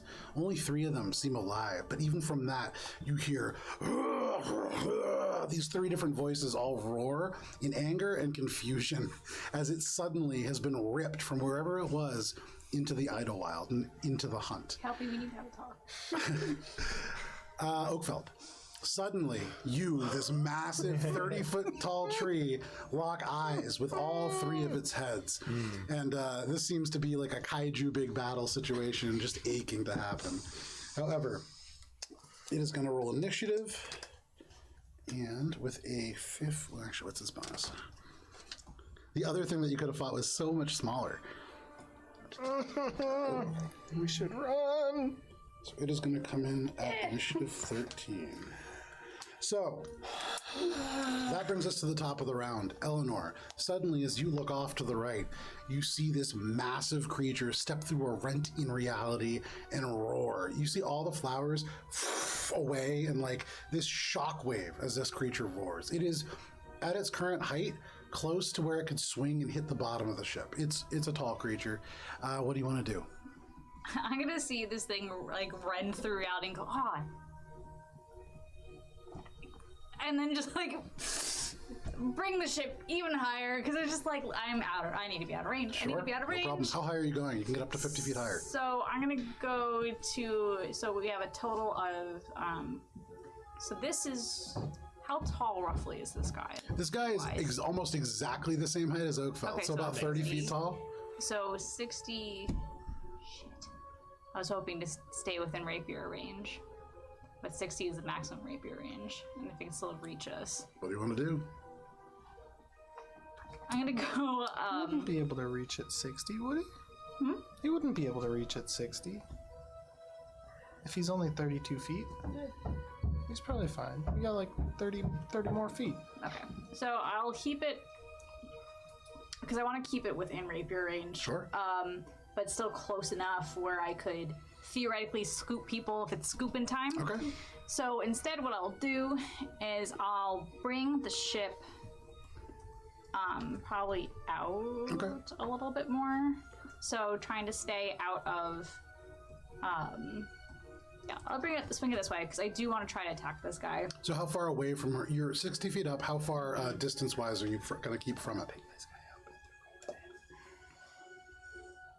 I'm trying to like imagine a sphere right now. Yeah. Probably like 30 feet Okay. this way. No problem. I'm not sure if the math checks out for that. So you continue forward. You have to pull the ship off to the right a little bit further if you only want to make it 30 feet. So you have to go a little further away from the creature. Yeah. But that's probably not the worst thing. Yeah. Somewhere around here. No, so a little bit. Scoot this way. Yeah, on like the corner of the frame, basically. Okay. So you keep it there. You can see like Brenna hanging on to the side. The 2 of you see this huge creature as you go by. One of the head turns and watches while the other 2 are focused on Oakfeld. But anything else? So I will attempt recognizing this is probably a lot more deadly to these younger heroes than what they're fighting already. I'm gonna try it. I'm gonna attempt a panache. I kind of yell at it and just be like, Which head's the smart one? Right. Oh, that's right. None of you. and just basically look at it, yell at it, and feel, I'd be like, what something ugly as you is doing in a place as beautiful as this? You hear from all the idea if heads. it can hear me. Doesn't speak your language, unfortunately. You get Figured that it probably wouldn't. doesn't understand you. Yeah, so seeing, like, the vacant look, I'm like, beans, and just, like, attempt to attack with the rapier. Yeah, make an attack roll. It's mine. I'm not gonna let you taint it with your bad. Absolutely not. Unless this thing has the worst AC that has ever existed. I'm Impossible. Very large. 14. 14 just misses. So as you're going by, you're controlling the ship with both hands. You have to reach out and gesture to fire this. The ship dips a little bit as you do. Maybe some of the moisture left over from the tea that you spit out affecting your trajectory somewhat. The rapier goes just a little bit wide. You whistle and it returns to you. What else would you like to do? So that's movement, bonus action, and that is pretty much it. I'm just gonna yell a heads up towards everyone else in case they didn't notice. There you go. In case they didn't All of you notice. hear over the din of battle the light voice of Eleanor from the wind, maybe like 100 feet, 200, like 150 feet away from some of you. Heads up! And turning. Oakfeld, you already see it. Like you're locking eyes with it, but this massive creature storms towards you. Eleanor, that is your turn. That brings us to you, Oakfeld. Okay. You're on deck. I'm going to pick up this creature Okay. on the ground, and I'm going to throw it at the storm giant. Okay, make an athletics check because first you need to grapple it essentially. Yes, so this is the my second attack is you throwing it if Yes. you do succeed. So this is my first grapple attempt. Okay, and it is definitely resisting you. That is a 6 +4. plus 4. What is your strength score? Plus 4. No, Just actual strength. 19. Oh, 19, yes. 19? Okay. So you reach down, I might grab onto it. The creature snaps on with both of these. The final tentacle goes forwards, and as it does, one of your branches just snaps off of your head and strikes it down. The creature is hit by its own tentacle, kind of slapping it in the face. It pulls away, and you lift it off the ground. You beat it by 1. Give it a fucking toss. So now up in the air, where are you throwing it? Right at the storm giant. There you go. Make at disadvantage, as you are certainly not proficient with throwing creatures. Make an attack roll. That's great. Right. Where would that be on the character sheet? Let's go. Aberration. That's a 12. 12. Yeah, and if I don't get it, I'm going to lucky it. Okay, so go ahead and use lucky. All right, I didn't get it. Okay. The modifier. Ooh, that's a 6. Total of 6. It's a lucky 6. So Okay. Well, you add your strength to the throw, Correct. right? Yeah. So, Oh, so the what if I- other one was a 16. Okay. Would It was that a make it? 16? Yeah. That's a hit. Okay. Let's yeah. go. So you lift this creature off, and you can hear confused. You take it and hurl it through the air. Eleanor, from your position, you see the creature leave the ground, and it's like this snap of it going back. It's heavy, and you hear Oakfeld's arm. And it just goes. The tentacles like twirling like ribbons. Roll a d6. It's not a tremendous amount of damage. However, they're both. Roll a d6. There's some other stuff that's going to happen. Oakfeld, Oh, me? Okay. you are attacking with this creature. 1. So collides. You see this creature, for the most part, caught by the frost giant. It grabs it with one hand. Yes. It almost like absorbs most of this blow, and I'm going to say it's going to use its reaction to take an attack of opportunity. So you take its reaction away. It is going to swing with this huge axe it holds in one hand.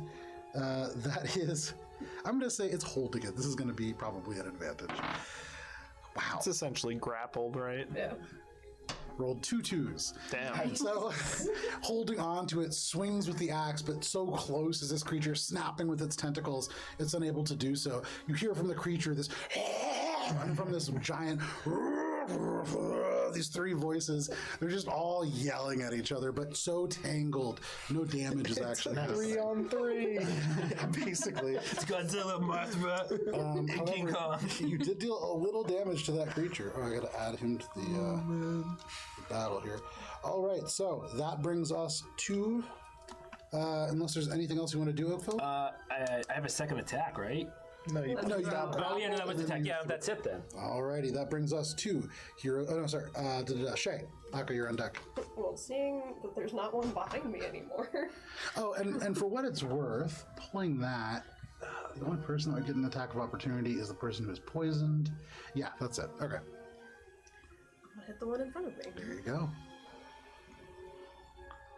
I get 5 hits. I should have put his 28. Yeah, 28 hits. 5 hits. Oh, 11. 11 points of damage already. 27. 27 hits. Or 12. Yeah, that's what I said. All right. 25. 25 hits. Or 9. Okay. Man, so much math when Shay attacks. 19. 19 hits. Or 8.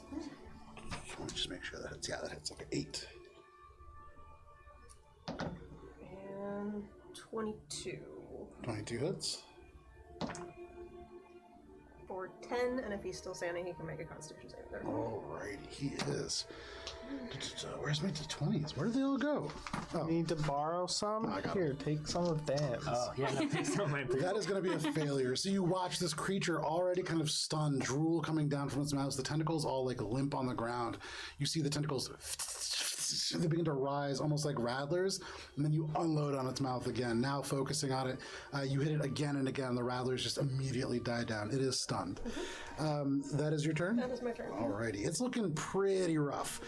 You can see the tentacles like on the ground, kind of like flitching or twitching and flinching, but not really making any coordinated movement. It's like brain damage. However, that is your turn. That brings us to Aka, then Heroes Junior. All right, time to go! Seeing this fucking giant just appear out of nowhere. How far away is the ship now? The ship from you off the edge of the map, it's about 25 feet. So you're looking at maybe like 90 feet. Oh, perfect. And then, well, 90 feet, then 60 feet up. Okay, so the hypotenuse would be just over like 100 something. Something like that. Okay. So then, I'm going to fly, yeah, towards the ship Okay. in a trajectory to get myself on the ship. Okay. And I am going to And use hasted, how you have 60 feet? hasted. I have 70 feet. There you go. Okay. So I'm gonna go like somewhere around here. Okay. And then with my first action, as a hasted action, Okay. I'm gonna pull out a little rules lawyer for a moment. Okay. And say, given that one of the spells being cast is from my spell stored item, which specifically says that as an action, Yes. I can. It doesn't say I cast the spell. No, because it's you utilizing So- an item, yeah. That's so not could rules I? layer. We've Okay. established this. Okay. Cool. So I can use that Once and then again, also yes. use a spell. Perfect. We've Okay. done this Great. before. Great. Okay. I'm going to. It was the double cantrip special that was, Yes, that's what it was. Okay. So then I'm going to use my first action to vortex warp the poisoned person. Okay. Are they unconscious or No, they're hurt, but they're I'm not going to unconscious. call out to them, "Don't resist!" Okay. and warp them onto the ship. You can go 60 feet with the. 90 feet. Ah. So I can see someone 90 feet away, turn around, and put them 90 feet that way. So it's an effective 180 feet. Fantastic. You turn, you yell, "Don't resist!" She turns, and you can see looks uncertain at you. I'm like up here. Let me see. I'm not flying. Okay. You know what? Despite everything that's going on right now, she looks, there's this huge, like, demonoid creature. She can see this giant frost thing and this tree person. She's like, it can't be worse than that. She doesn't resist. You see, she disappears and reappears on the deck of the ship. Eleanor, right behind you, there is now a stranger. You can see a little bewildered, holding a sword, a spear. But anything else, Aka? Yes. I'm going to move my other guy here next to this to give a little flankies. You do. And then I'm going to use my other spell, or my other action, to cast another Vortex Warp. There you go. Warping. Well, not to cast it, because I'm just going to use it from my arm. And I'm going to do it on this one, who also probably heard me just say don't resist and saw that it meant getting away from the danger. And I'll say, certainly, having seen it once, no resistance whatsoever. Reappears. You hear behind you, that was cool. But anything else, Aka? I am then going to use my bonus action to attack this one with my Echo Form. Okay, make your attack. It's an advantage because it's stunned. Yeah. Oh! Which means that I get another one because I have my elfish action. That's some 20 number, like 26, I think. 26 hits. All right. It'd be funny if you still rolled like a 3. That would be real bad. That's like Flash of Dan Genius, level. 7. That is 8 points of piercing damage. All right. And that is at the one that Shay is fighting with. You said 8 points? Yes. Okay. Looking pretty rough, that guy. All right. That is your turn, Aka? Yeah, and I'm like, probably like 40-ish feet up, 50 feet up from, because like I was here-ish flying and... Yeah, that makes sense to me. So you're about 40 feet up so over I there. don't get caught unawares by the giant, but literally behind me. Okay. So High up enough to be as out of range as I can. you're be. 40 feet up. That's what you just established. 40, 50 feet. 40, 50 feet up. If you want to be 50 feet, move yourself 10 feet further back. But you certainly can do that. Well, yeah. Well, but I have haste, so I can move Oh, that's a significant true. amount. Yeah. So where do you want to be? Answer that question. I just want to be like Yourself. 45 to 50 feet up. Okay, great. And like, 50 where I feet up am there. on the map. Simple. So, that is your turn, Aka. That brings us to Heroes Jr. The only one who is still remaining on the ground, kind of by flanking the creature now with you. You hear, Shay, watch! And she's going to make a sneak attack that is sort of not that sneaky. At advantage. At advantage. Which is good. Because it's stunned and it's Oh, that's great. flanked So that is going to be a hit. She's a low-level rogue, but still. Hey, rogue's rogue. Sneak attack. Sneak attacks still pretty sneaky. 12, 13. Yeah, 16 points of piercing damage. Ooh, actually. So you watch, she says, Shay, watch this. She thrusts forwards with this short sword and kind of slices. You can see it's like a pretty lazy, not very well developed blow, but it hits in the perfect space right between one of the tentacles and the head where it lobs it off. And in this moment, you see this blood hitting something very vital. The creature down and dead. She deals the last little bit of damage after you dealt 99 points of damage to it combined. But that creature is down. You can remove it from the board. This one? Yep. That brings us to the other two Heroes Jr. aboard. The one who is obviously a warlock, you can see one half of the circle black, the other gold. She holds out this busted up short sword in the direction of Oakfeld. And she's going to cast Eldritch Blast. No one informed them. You see wide of Oakfeld, probably by a good 20 feet. And you can just see her go, damn. She aims again, ready for another attack. But that is her turn. The final person over there, she's not going to throw her spear. Yeah, she's going to hold her action in case she needs to use it. So that brings us to this giant frost creature. So, as a bonus action, you can see already holding this thing. Well, you know what? It's not very smart. Let's roll a d20 for this. throws it right back at me. Throws it. The fucking ship is the thing that we don't want. So you can see it takes it and as a free action just drops it over the back of its shoulder and charges at you, Oakville. Yeah, I figured. Doesn't even care about this. It's like for a moment it catches it, wrestles with it, and then throws it down and charges you. As a bonus action, it is going to use its rage ability.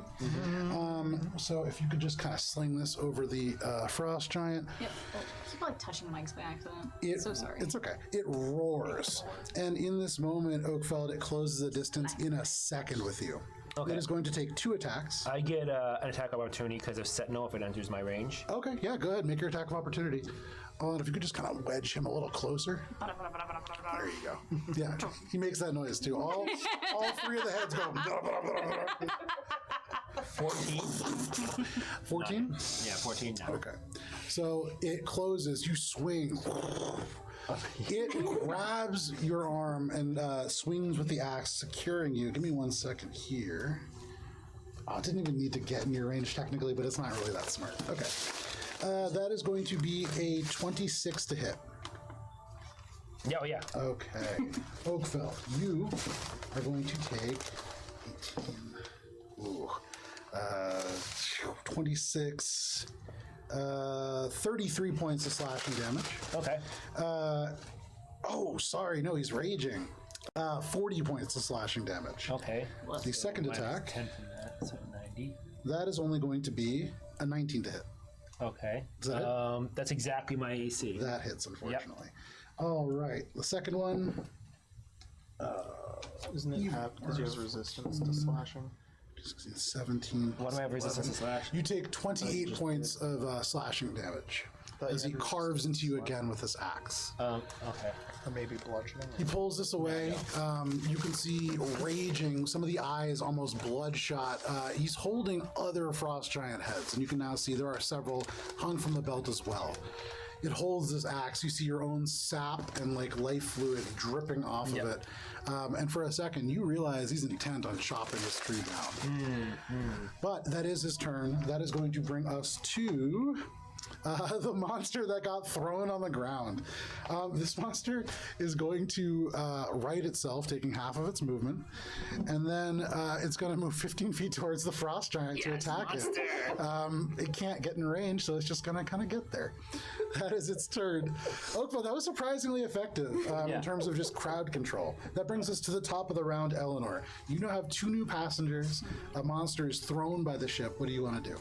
I'm just gonna yell at them and be like, "The tree is one of ours," and then I'm gonna continue my trajectory. So then, one of the notes about the winds of change is that. Okay, no, never mind. Okay. I misunderstood. I thought it was a 35-degree turn, but it's not. It's not a thing. So I'm gonna continue banking this way. Okay.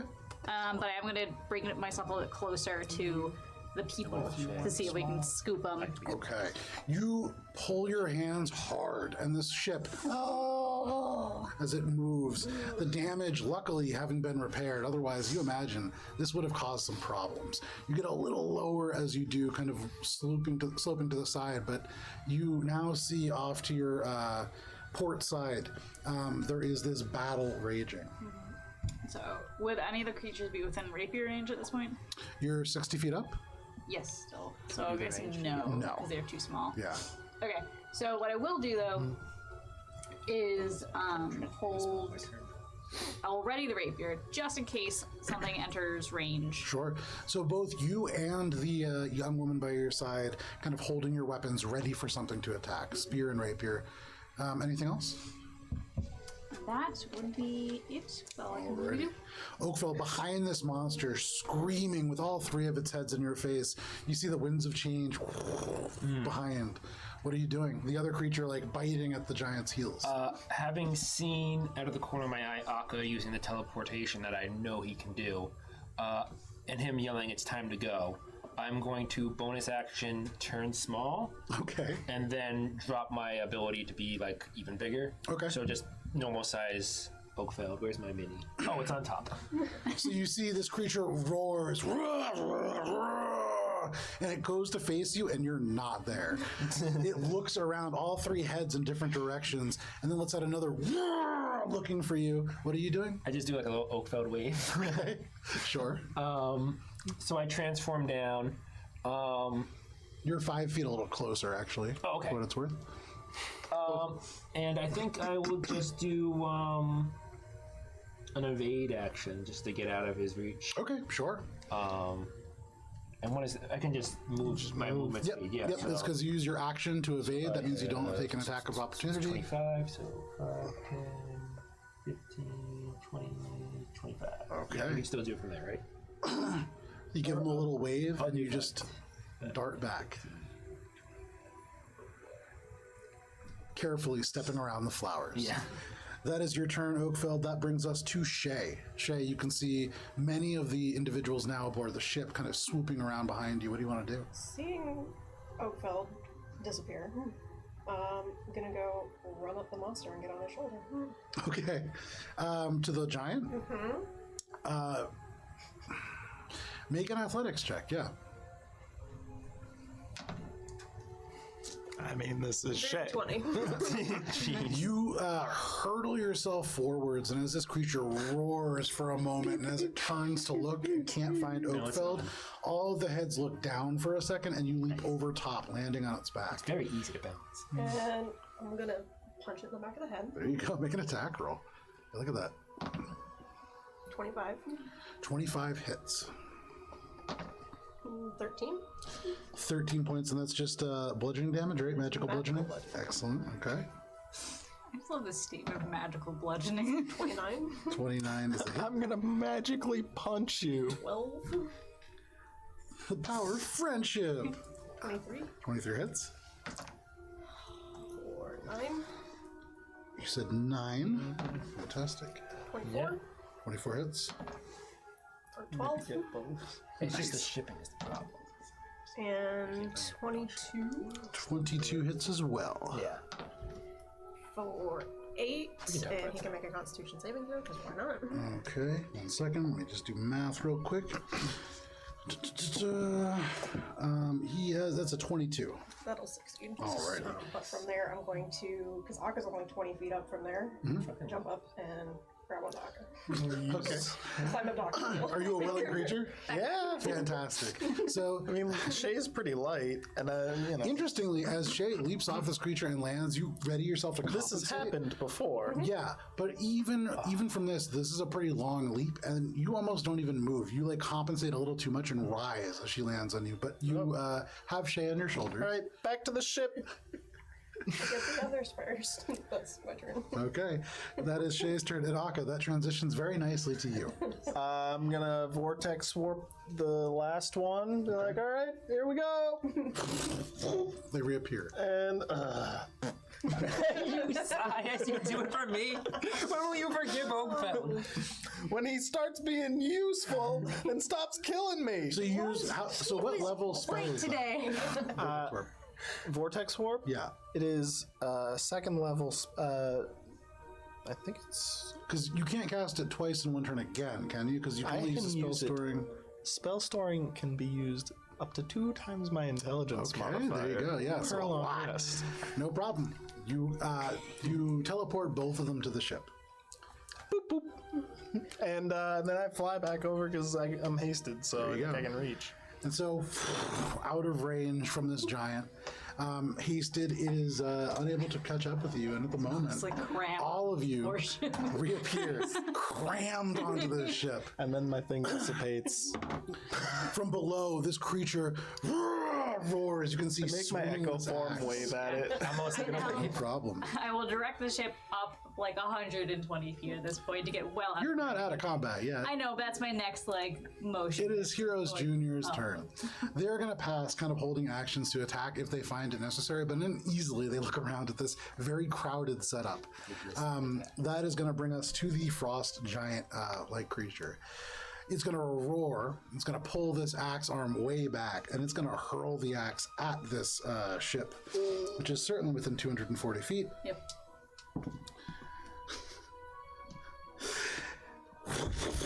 straight over. And you see just off and into the Idelwyld, some 100 feet away, this axe into the dirt and just skids, cutting a deep divot in the earth.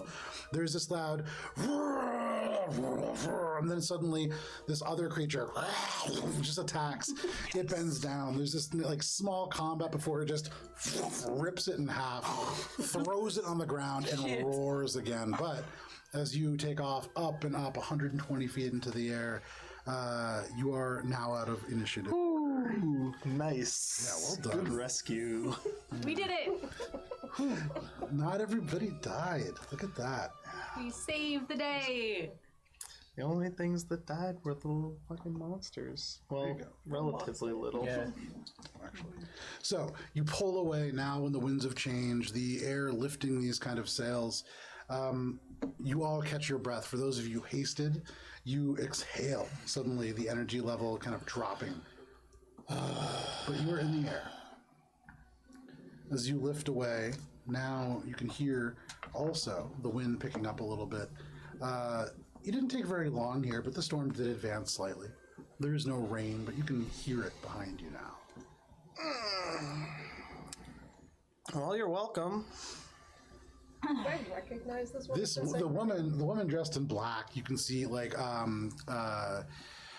she immediately crosses over to you. You can see blonde hair, brown eyes. You don't recognize her at all. But she approaches you. Give me 1 second, let me pull up names here. And she says, I am Willabella Sayona, and you are Shay from the Finger Gang. All three of them kind of get closer. They don't crowd around, but you can tell that they're excited. She says, I'm Willabella Sonora. I'm the leader of our group. We're big fans. She turns and gestures. This is Nikodose, and she turns to this half-orc who waves slightly. For you, Shay, now kind of like the energy level turning down, taking a deep breath, you observe again this circlet. A couple of things all snap into place at once. First of all, you see this individual not just moving kind of like Morwen, very much dressed up. You remember the last time you were in Kultura, Morwen went and got this super elaborate black dress made. This is very similar to what Morwen had. And as you turn, you see this warlock wearing a circlet, half black, half gold. The cold wrought iron, this prized armor, similar to a much simpler version of Heinrich's. You remember the gold eye, the black eye. And then turning to the final individual who Willabelle introduces. And this is Anna Catherine. She's your biggest fan of all. You can see this individual just elbows her hard. And she just kind of says, hi. Hi. We are big fans, but she makes it seem a little bit absurd. Where are you from? We're all from different places. She kind of looks around and they all nod. But I'm from Biss. Well, that's convenient because that's where we're heading. So You can see all of them. There's this audible groan. And the one who is dressed up very much like Morwen says, we just got away from Biss. yeah, and you also just got away from literally a giant and aberrations from another plane. Well, the giant wasn't there when we got started, and we had the aberrations under control. Did you know? All right, let's not gonna, like, start this. Insight. They didn't Make an insight have it. check. They didn't have it. Where were you Please. Wow. Yeah, they had a handle. You know, you can see. I'm still just mean mugging. Sure. The one that you're speaking to, you said Where were you heading? we were taking part in the hunt. I said we were big fans. There's only 3 of us now, but Now. we're the Hand of Dominion. Kind of like the Finger Gang. Did you have a car? We had 2 dwarves now, but they don't do well. It's understandable. Maybe they'll do better as grown. We can let you back down if you would like to continue to participate. You can see the half-orc goes maybe a bit further away. So, Biss? Because it's either that or the ocean at this point. I mean, Well, I mean, more of this for a bit, and then... If they're participating in the hunt, we can leave them within the Idlewyld. Just a little further from where we were scuffling. Is this person still, like, noticeably poisoned?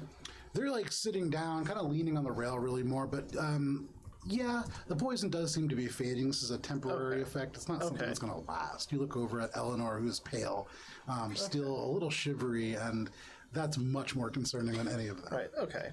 Yeah, I guess... Either way, your options are we can let you down along with travel, or you can continue with us. Along with But the last finger of the gang. we are heading to this, or at least in that direction at the moment. You know, Strix was the one that told me about you. He's my uncle. He said he met you months ago. It has been some time. I do remember. Strix. You said even though you were a hero, you stopped and you helped. Even with everything that's been going on, you made simple crafts with him. As we do. You can see at this point the half-orc pipes up and goes, that means something.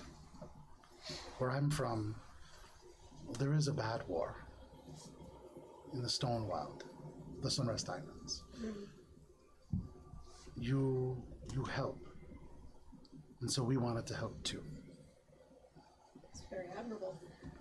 You can see she turns and says, this is the first time we've been out adventuring, actually, but we were doing okay. Thank you for helping, though. Of course.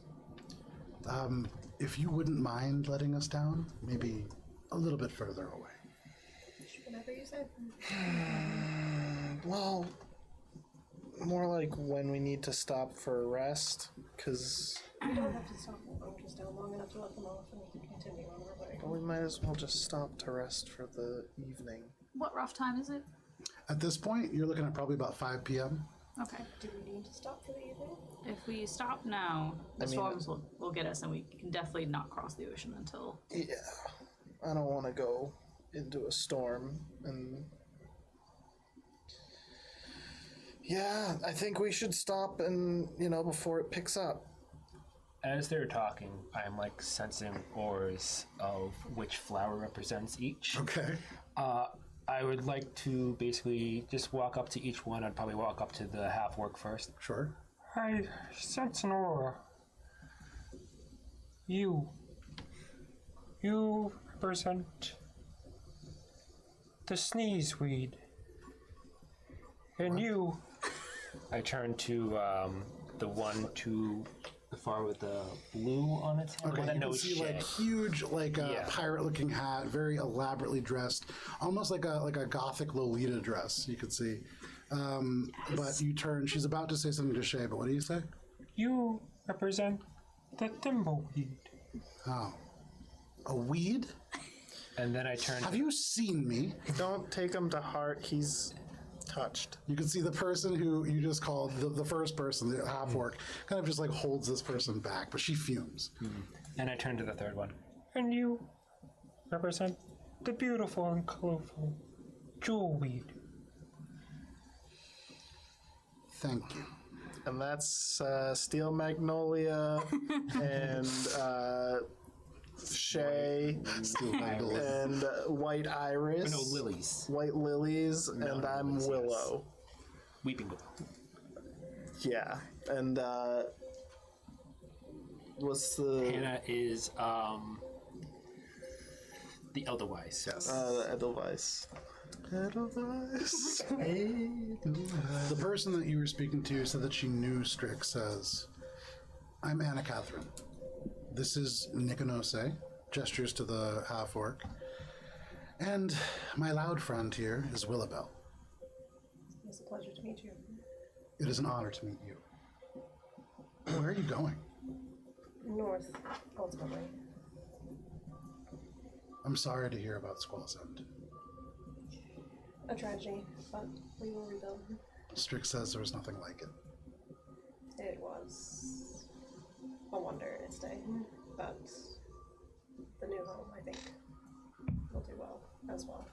Are you returning to your old home? Probably not for now. You can see at this point the person dressed in the black dress like pops into this conversation. Well, where are you going then? Well, we're going to this first. As I said, And then likely Colteron. Colteron. You can see at this point they all kind of look at each other. Was just there. The person in the black dress pipes up a little bit. You know, there was people from Colteron taking part in the hunt. We saw dwarves, several of them, who had come from the Colteron Stone Guard. It seemed like maybe some kind of a tournament amongst them. I know there hasn't been as many this year. There seems to be trouble in Colteron, as usual. They could probably use your help again. Know what kind of trouble? Have you heard? All I know is things in the Underdark, I guess, have stirred up. that's probably because of the forge key. I think to myself and go. Okay. It seems like something called Grey Dwarves have started attacking the bottom parts of Colteron, the Ring of Stone. I'm familiar. You are welcome to keep traveling with us if you wish, but that is where we are headed. Well, if you're all camping for the night, we'll stay with you if that's okay. Probably for the best. Guys. Even though you definitely could have handled it. We're happy to have you. I am against camping as principle. Do we try to stay flying? And Alan's gonna it's look not at that hard, right? look I at the just storm. put my hands there. and kind of Fly judge, low. try to judge like roughly like if they kept flying, if they would be able to stay in front of it. Make a survival check. Oh, it's a natural 20! Good timing! So It's at the probably- moment, as this wind blows behind the sails, it is at your back. And so it almost pushes you along. Flying in front, it creates almost like a cushion. And so it would be very difficult for it to catch up to you. With the ship speed and the added boost of this headwind, you know, you could make pretty good time. Camping, it'll overtake you in a couple hours. So if we head straight, we should be able to outrun the storm. We should need to camp. Okay. But we do have enough time to drop them off. We have a few hours head start on it. So do you want to hang out in the rain, or do you want to keep coming with us? Nikonose smiles. It rains a lot where we're from. So we'll drop you off and right back to it. Right back to it. Can you show me how to, do the basics so that you can rest? Orange got nods. Like, yeah, I believe we've gone over some Yeah. before, but, But like landing in can be a case, little bit. yeah, and over the ocean makes me a little. Theoretically, there should be no landing. Eleanor's gonna like find a spot before we reach like the beach Sure. to like pull down and drop off the children. No problem. You find a spot with long grass and you let this ship down very lightly. Now, very accustomed to you, even having been separated for a few days, it's like riding a bicycle. Easy. You set it down. These heroes disembark, and as they do, the one that you clash with a little bit, the one that's kind of like Morwen, stops and kind of looks you up and down, and she says, "We really did have it, you know." Sure. Well, good luck out there. Good luck to you, too. She gestures, kind of nodding luck. to your I've never Dungeon had it. Antiquities Collective sigil. You're just like the other one. You'll end up in a bad place. Wait. She turns her Wait, head up wait, and just wait. leaves. She No, shrugs her shoulder no. and just goes, No, Which no, no. one? We're on our way. You have places to be. This is more important than that. The skirts go up and she just kind of steps off the ship down to the As Text they're- warp her back. Really? Yeah. Okay. Oh, wow. Bark off that spell slot. Suddenly she's just standing right in front of you again. I said wait. Listen, What? What did this person look like? Where did you see them? Make an intimidation check as you vortex warp them back onto the ship.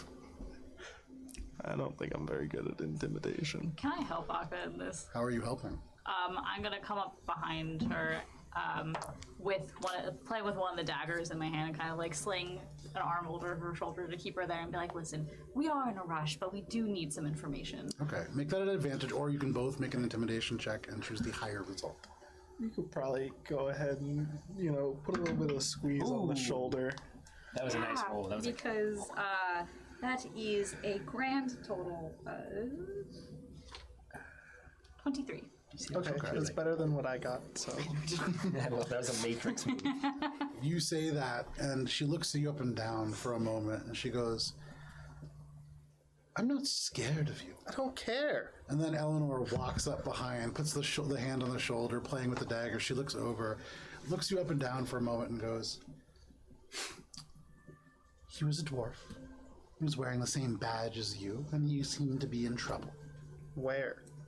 In Colteram. Does this sound like someone that I've seen or met before? The agent that was dispatched was a dwarf, so Yeah. yes, that does match up. Okay. Trouble how? He was being led away from Colteram in the presence of some of those grey dwarfs. Can I go now, or are you going to keep pulling me back on here? Where were they heading? North. I didn't ask them. Not back into the Underdark? I don't know where they went, but they were above ground when they left.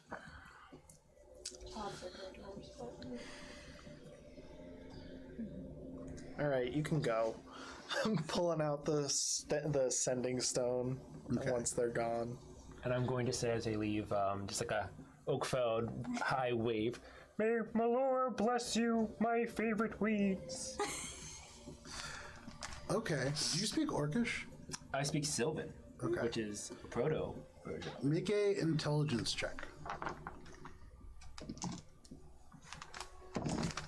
17. Wow, holy crap. I've never gotten that high with intelligence.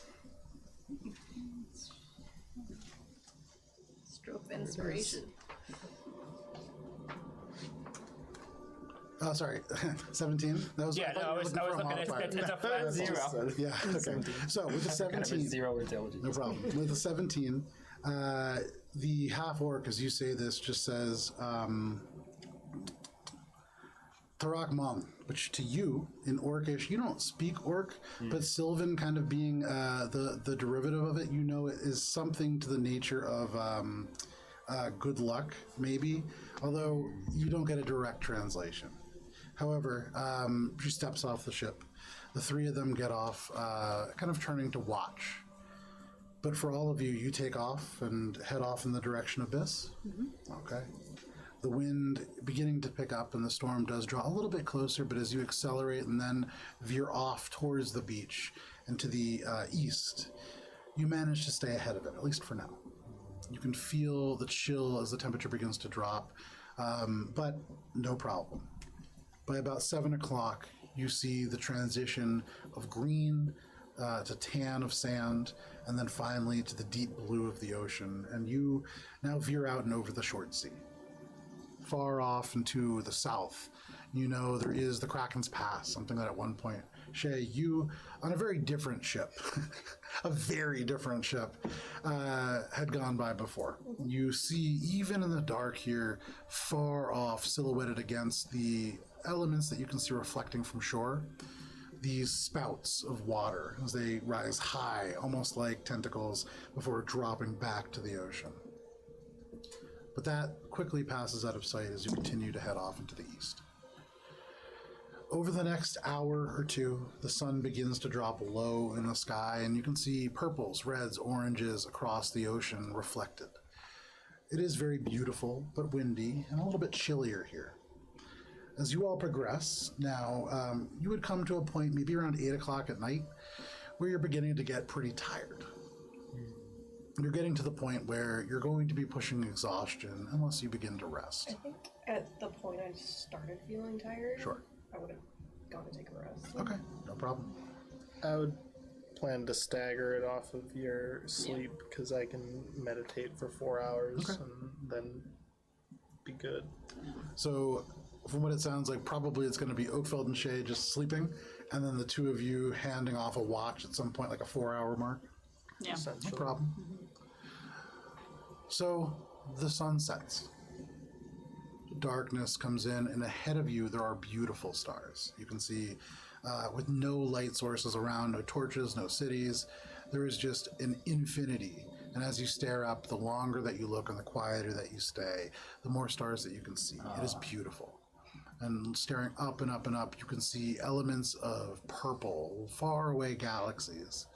And kind of silhouetted over the moon, you see Callistus, the neighboring planet between you and the moon. Very small. This black dot just kind of passes as the night progresses. Akka, you can mark off a long rest as you take your 4-hour meditation. I wanted to contact Mr. Gift and give him an update. Okay, we'll get there in a second.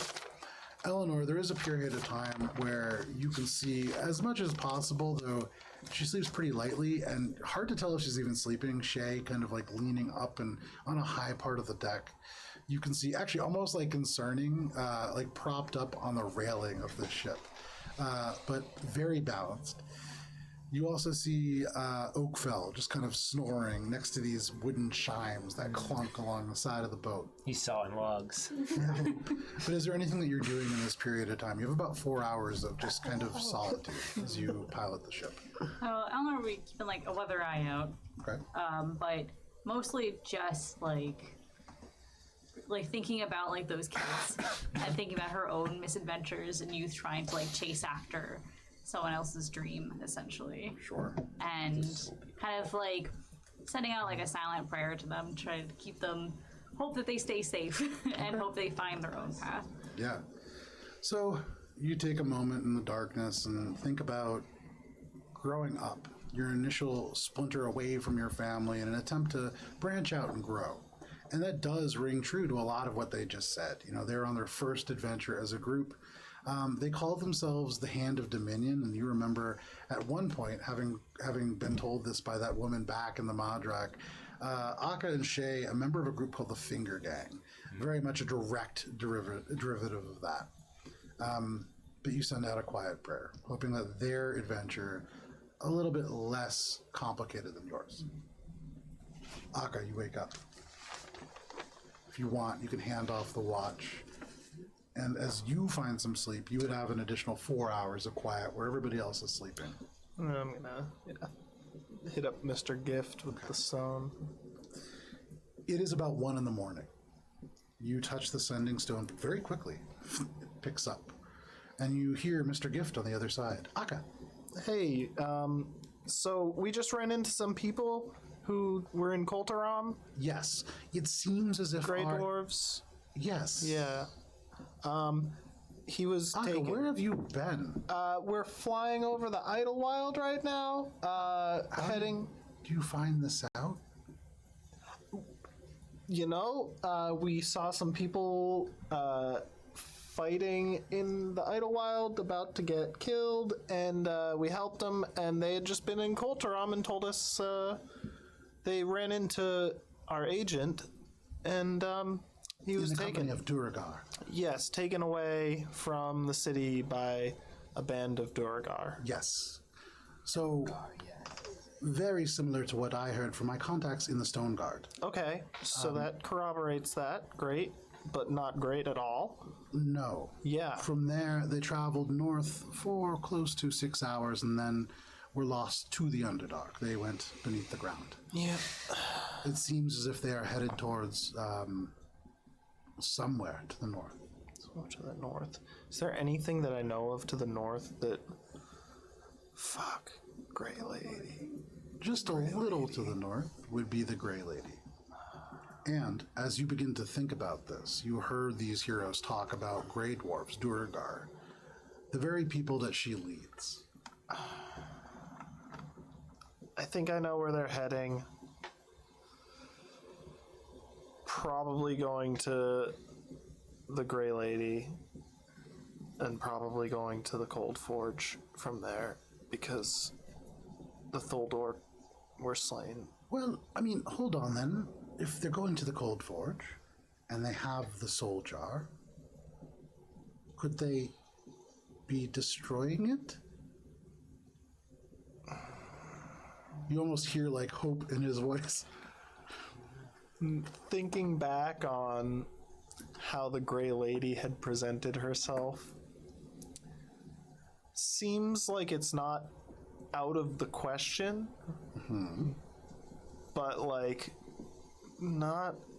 There's got to be something more because Akka does not trust the Gray Lady. Okay. So yeah, I'm just trying to like maybe she was not a fan of Zystris, but she was also not a fan of me. But that's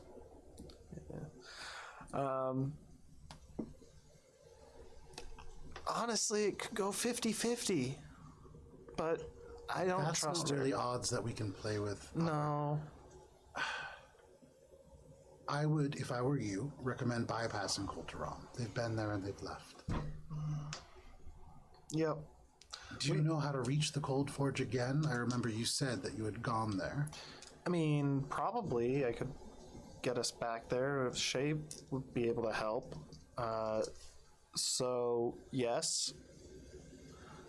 Well, if you don't have anything immediately pressing, it might be good to deviate to there.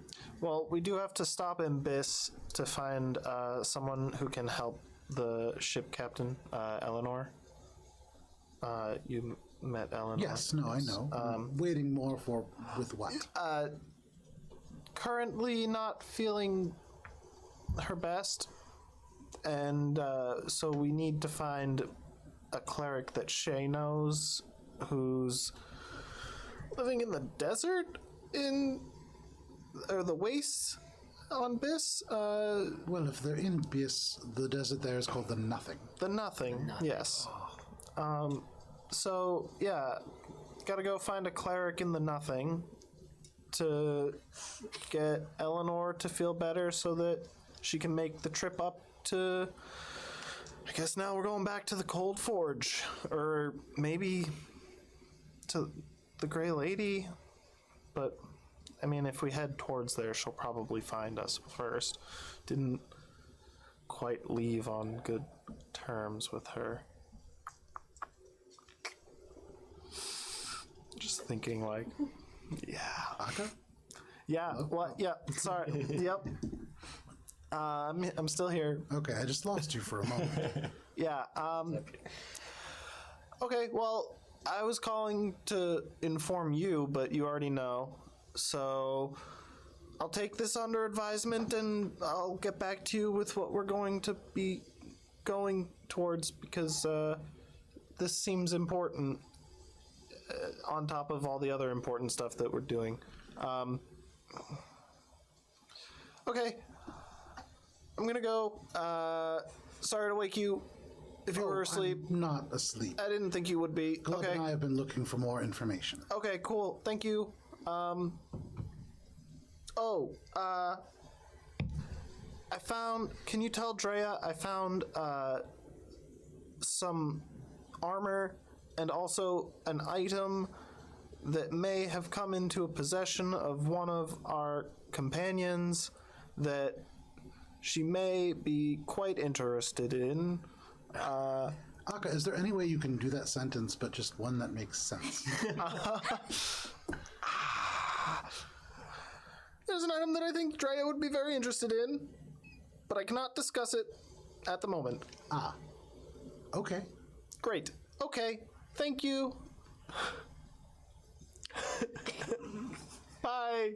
Oh, okay. Bye, Akka. Please stay safe. You too. But I guess you're not. Yeah, you too. You think about Glub and you're like, yeah, no, definitely you too. Yeah. But you stow the sending stone. I mean the axe, right? Yeah. Yeah. Axe.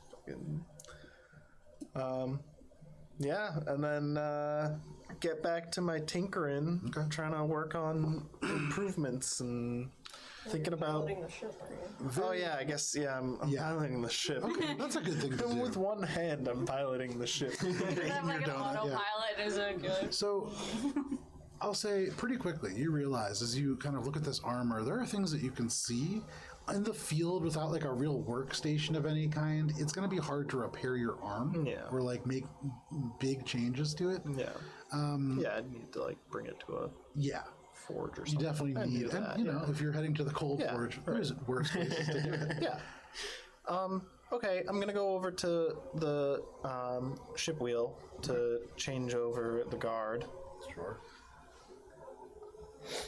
How you feeling? Tired. Yep. Alive. All right. Well, that's good.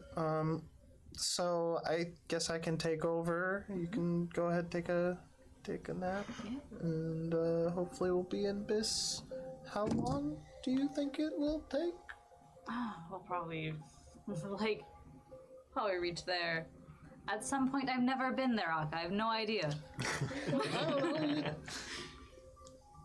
Now Akka's trying to be like, given the distance from the You map. take out the map, which in the wind as you are the air. 1 minute before sleep. I'm gonna try to calculate how long it's gonna take, given I have the distance. Yeah. I have the rate of the speed of Yeah, the ship. it's not hard. Yeah. Yeah, we're like. You only have about 2 hours left. It's okay. not far. It is Okay. called the short sea for a reason. No. You absolutely are going to make it there in probably about 2 hours. Okay. Right before everybody else wakes up. Cool. So we'll be there in about 2 hours by my estimate. Right there. Which means maybe you could tell me a bit about landing, or should I just fly the thing around until you wake up?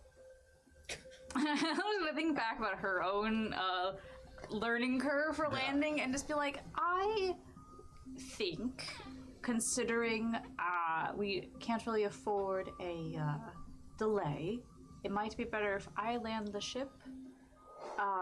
Especially, well, if you're going for a water landing, it's probably not as bad. But don't be afraid to wake me up to land the ship. Are you sure? Because you look pretty pale.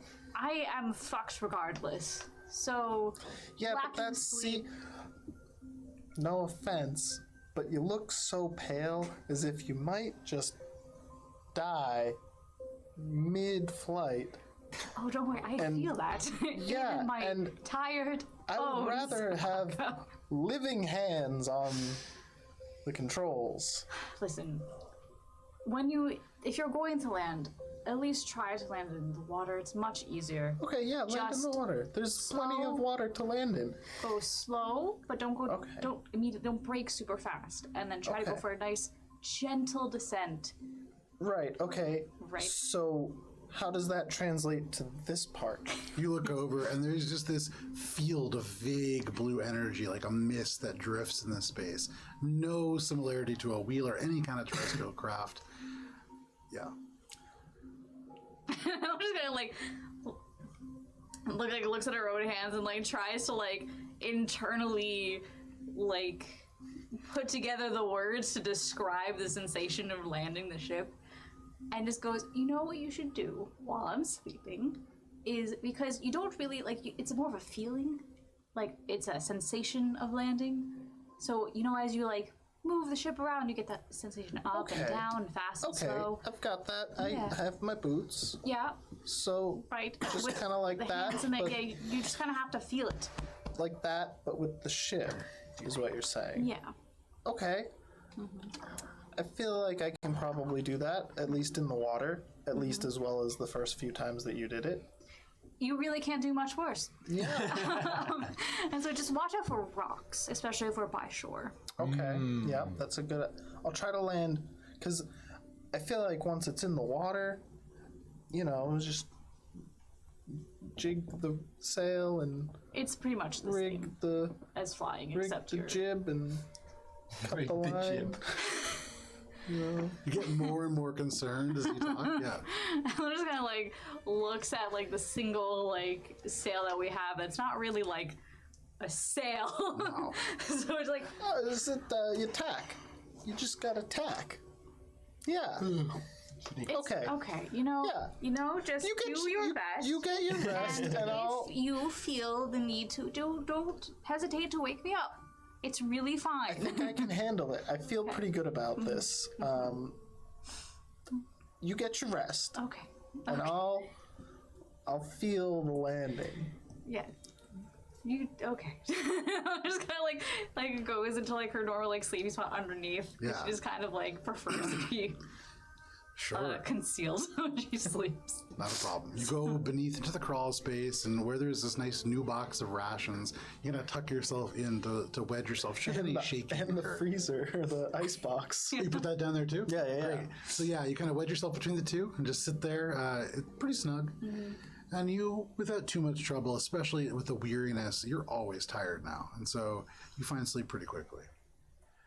Akka, you step forward and get close to this. You can hear almost like a hum. You put your hands into the field and you can feel almost like you're holding the ship. And as you turn it, you can feel the wind brush up against it. It's a very odd sensation. I've felt it before. I'm a little used to this part. A little. But already the ship kind of wobbles to the side. It's hard to keep steady.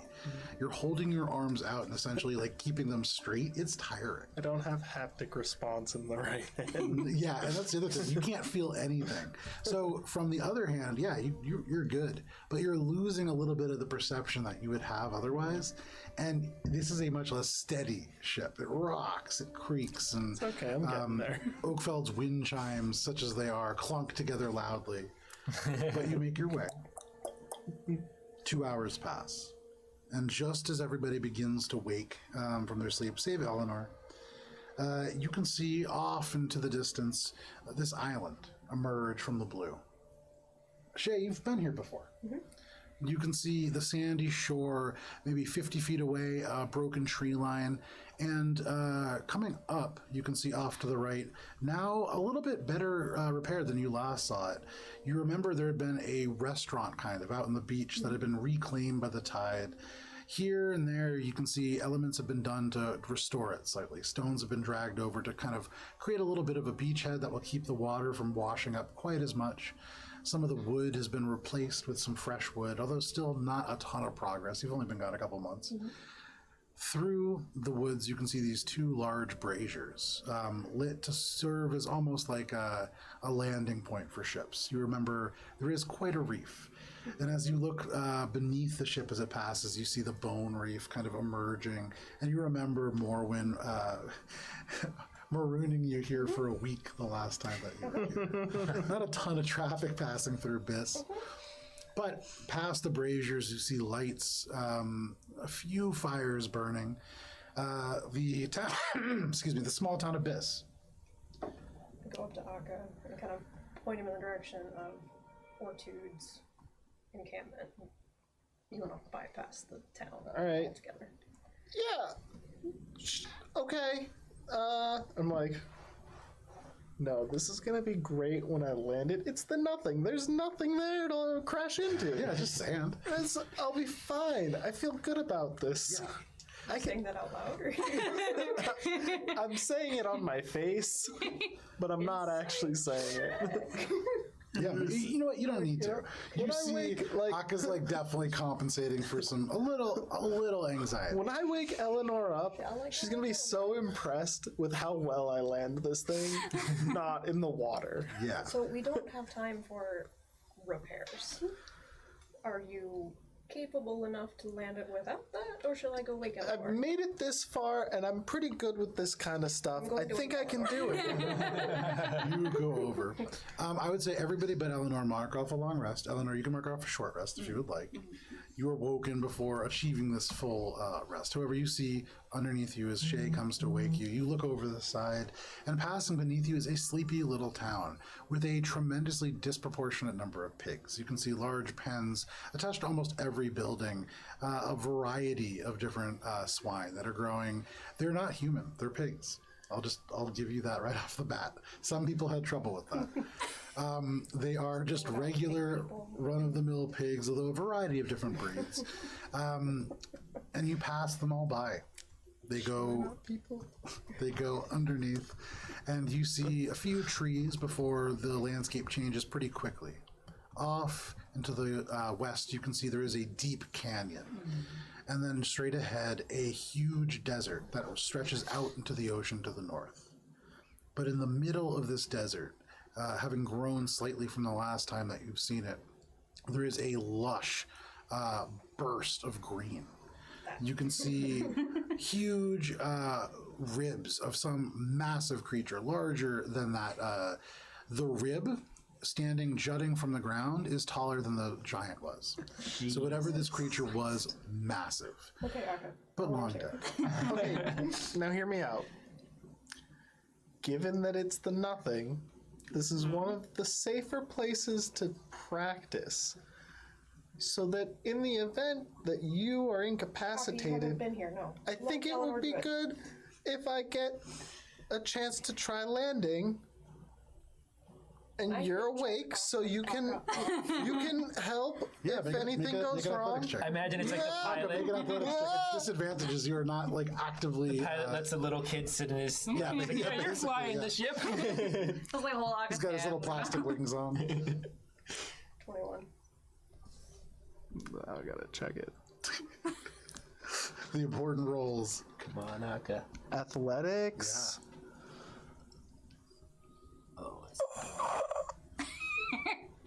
What do you got? Come on.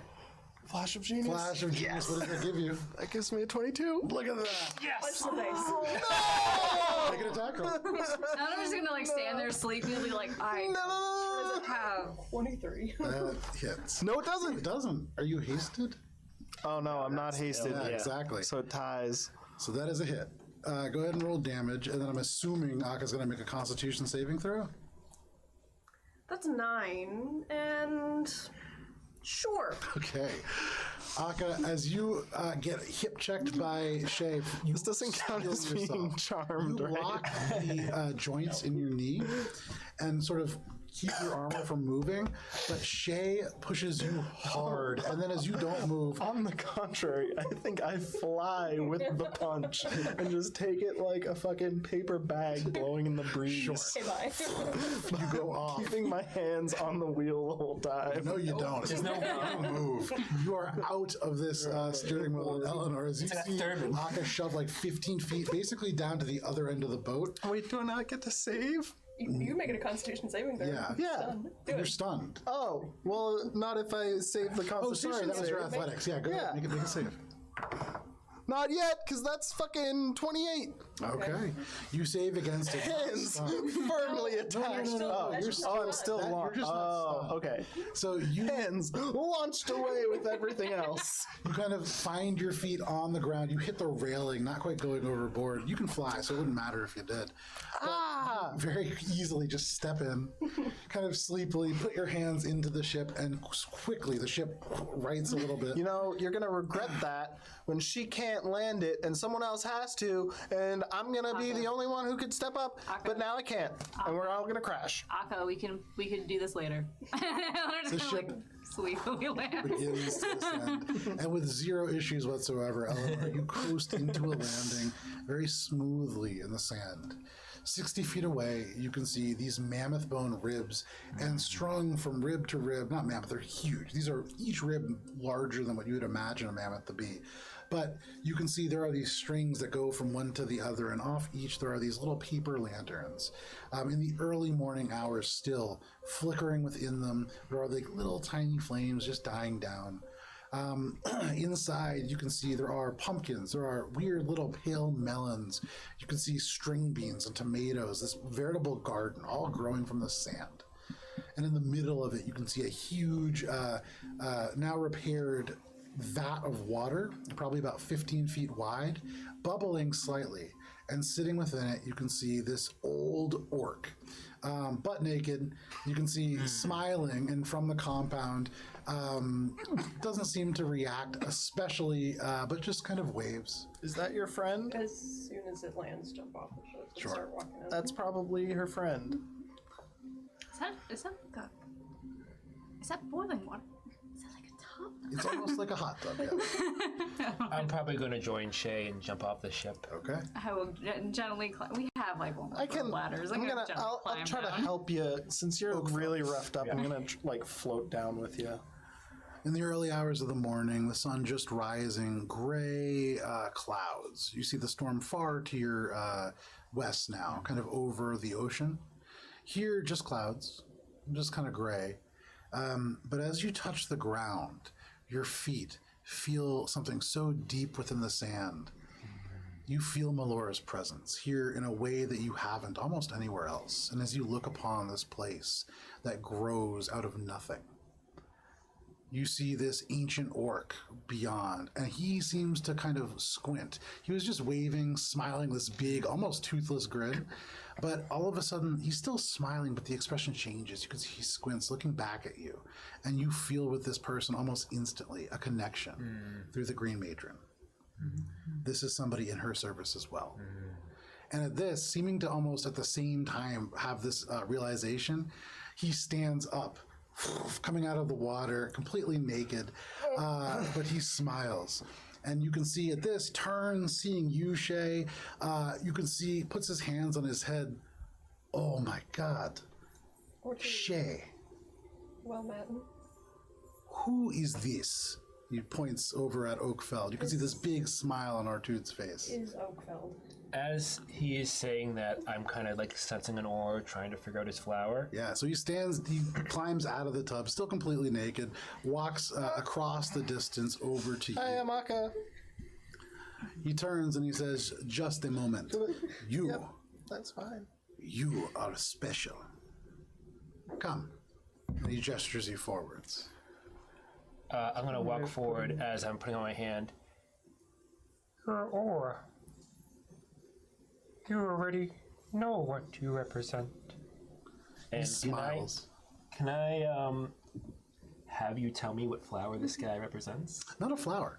Very strangely, the thing that comes to mind in this aura is like this little prickly kind of cactus, like a prickly pear.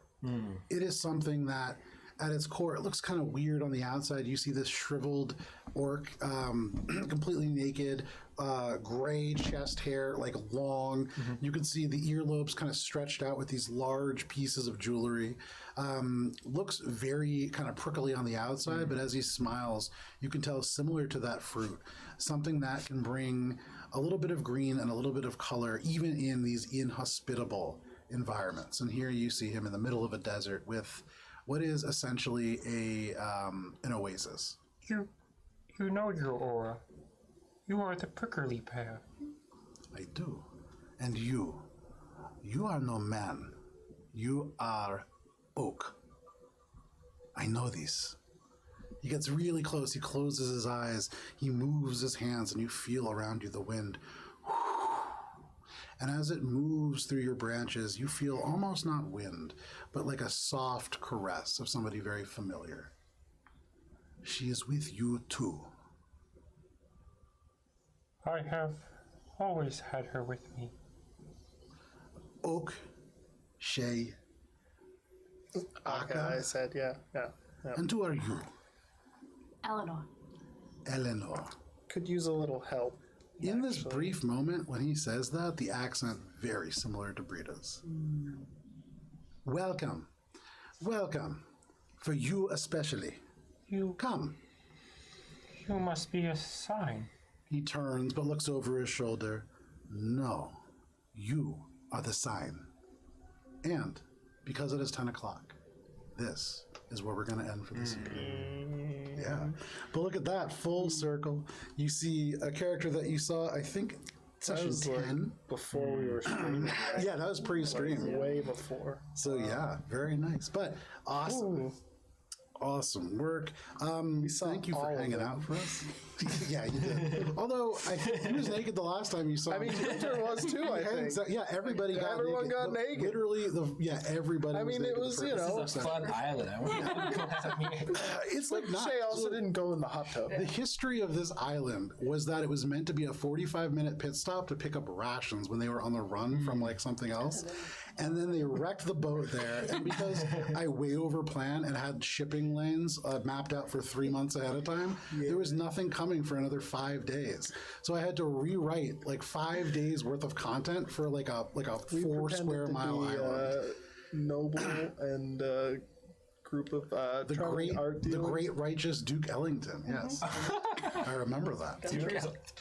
One of Gunter's alter egos. Yeah. But thank you so much for hanging out with us for this session of Adventures in Alberon. We're really coming back to our roots. to the Island of Biss, which I do believe is pre-stream. I think the very end of the stream was you guys killing Baron Dodd. So, yeah. Thank you so much for hanging out with us. We're back next week, I believe, right? And then following that, we are taking a week off as I will be on vacation. But next week, session 113.